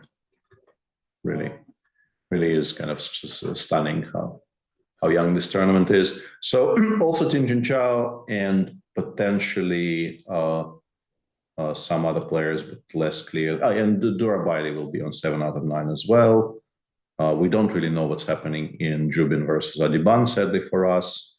Morley Kartikeyan, actually, I'm considering the position, I'm taking Morley Kartikeyan to win his game. But that already is a 5.5 group, so that's less relevant for our pairings tomorrow. So there will be, from 3rd until maybe 10th, 9th or 10th place, there will be a tie on 7 out of 9 for people to fight for tie for second if they win.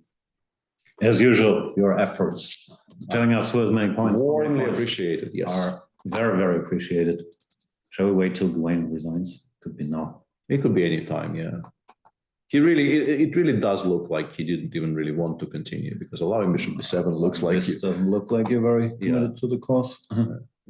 You can play that. It's all very loose. This is the dream. Yeah, some very dreamy looking positions. Yeah, I keep on returning to the Durabaili position on the next board, because he's also like doing the right thing there. If we can bring it up for a second, the Arjun versus Durabaili game a bit further down, I think. But like the last move Vasif made there was King G8 F8, which I think was probably unnecessary, but he wants to have absolutely everything. He wants to put the king on e7 so that even the pawn on d6 is not hanging, and then the queen will go foraging. Queen a5, takes a4, takes c4, take e4, just collect absolutely everything, because white will not be able to generate a single slice of counterplay. I don't know what it's a unit of counterplay, probably not slices. And Morley Kartikeyan, suddenly all of the moves came in a bunch, and it looks like he will not actually win. Ugh. This looks very holdable for white. We believed in you. We were asked in chat if we knew of the existence of Daniel Darda before this tournament. We absolutely did, yeah. Actually, Anton Korobov is now maybe much closer to a draw than he was before, because I think generally, you don't want a bishop ending here. I think this is maybe a slight inexperience being shown by the Indian youngster, because with the pawn on c4 in particular, if that pawn was on c5, maybe you win. With the pawn on c4, you create a passer on f4, it gets blocked, and then you can't really make any kind of an entrance with your king because the structure is so closed. Yep. Still not a great result for Anton, but at least he's not going to lose this probably. No. We'll wrap it up here. We'll be back tomorrow at 9:30 early morning with the grand finale between Kirill Alexeyenko and Hans Niemann. Join us if you feel like. Thank you so much for sticking with us. I mean, if you feel like, join us tomorrow. I know people might be sick. Have stuff to do. Do not give people unnecessary additional choices. I, as a person, absolutely hate that. I'm aware. I'm forcing you to herewith end the show right now. See you tomorrow.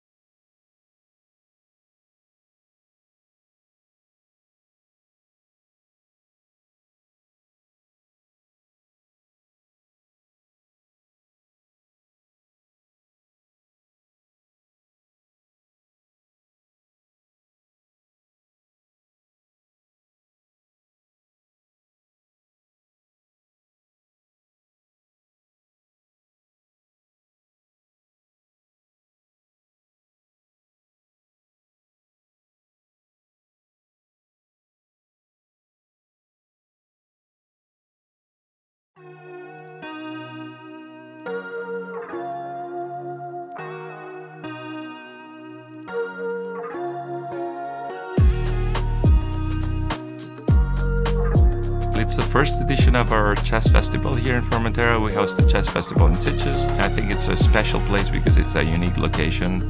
We have very nice views, we have very nice beaches.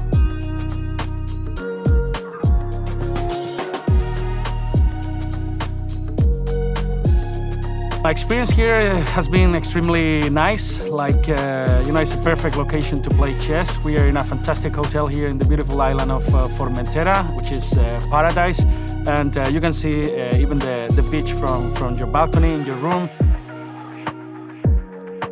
Tournament combines chess and holidays, and there are a lot of parallel activities. You can play ping pong tournament, you can play volleyball tournament. For instance, we have seminars from different grandmasters and chess master classes or chess conferences, and we also have a couple of blitz tournaments.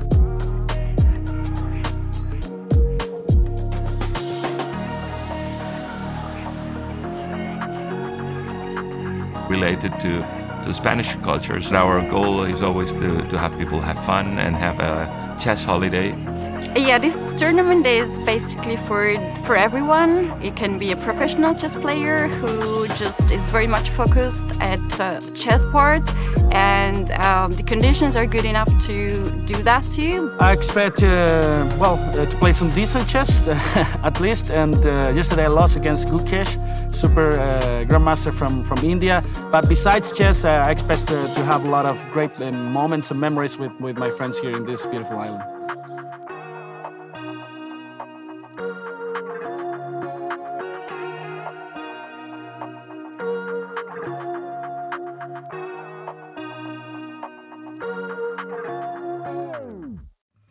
We have visited the island, which is an exclusive place, and I've heard a lot of stars are coming here to visit this island, and you can only reach by the boat to there. So we went there with other grandmasters. We played chess games there. It was quite an experience to play chess at the lovely island.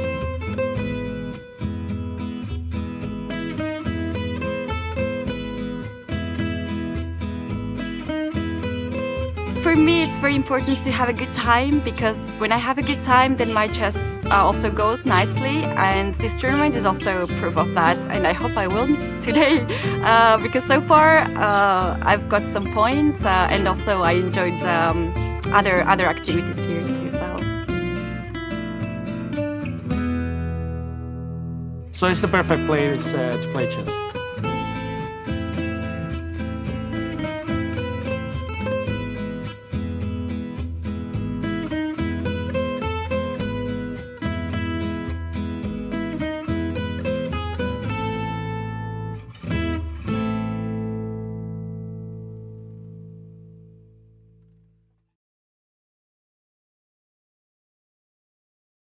Welcome everybody. My name is Jan Nepomniachtchi, former world chess champion. Are starting a new course here for Chessable. A very special Chessable course. Master your chess with Judith Bolgar. You know what? I learned a lot.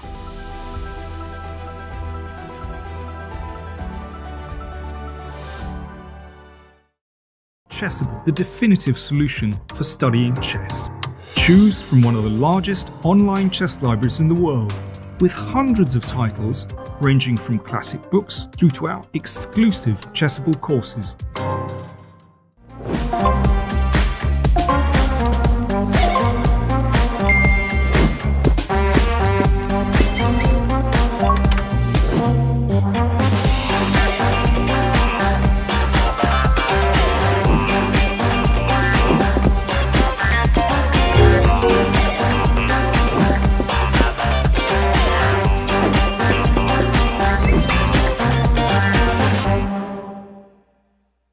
Time to take control of your journey towards chess mastery. Magnus Carlsen introduces Chessable, the definitive solution for studying chess. Move Trainer uses the science of spaced repetition to identify your strengths and eliminate your weaknesses. There's no need to set up a board, remember which page you're on, or keep track of all the moves you miss. Move Trainer empowers you to go from the opening to the end game with confidence. It's a seamless, effective, and fun way to study chess. Choose from one of the largest online chess libraries in the world, with hundreds of titles ranging from classic books through to our exclusive Chessable courses, including over 100 free courses. Get expert insights from International Master John Bartholomew, Grandmaster Sam Shankland, International Master Krzysztof Sulecki, Grandmaster Simon Williams, World Champion Magnus Carlsen, and hundreds of other instructors. Get started now and join our growing community of over 100,000 chess enthusiasts at chessable.com. Chessable, take control of your journey towards chess mastery.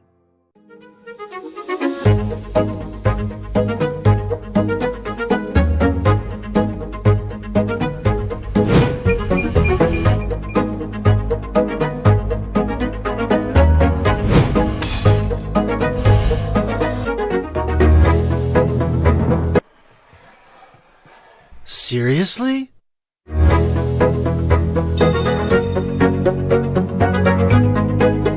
Checkmate! Aim Chess is an intelligent system that analyzes your game, prevents mistakes, and develops recommendations for improving your skill. Phew!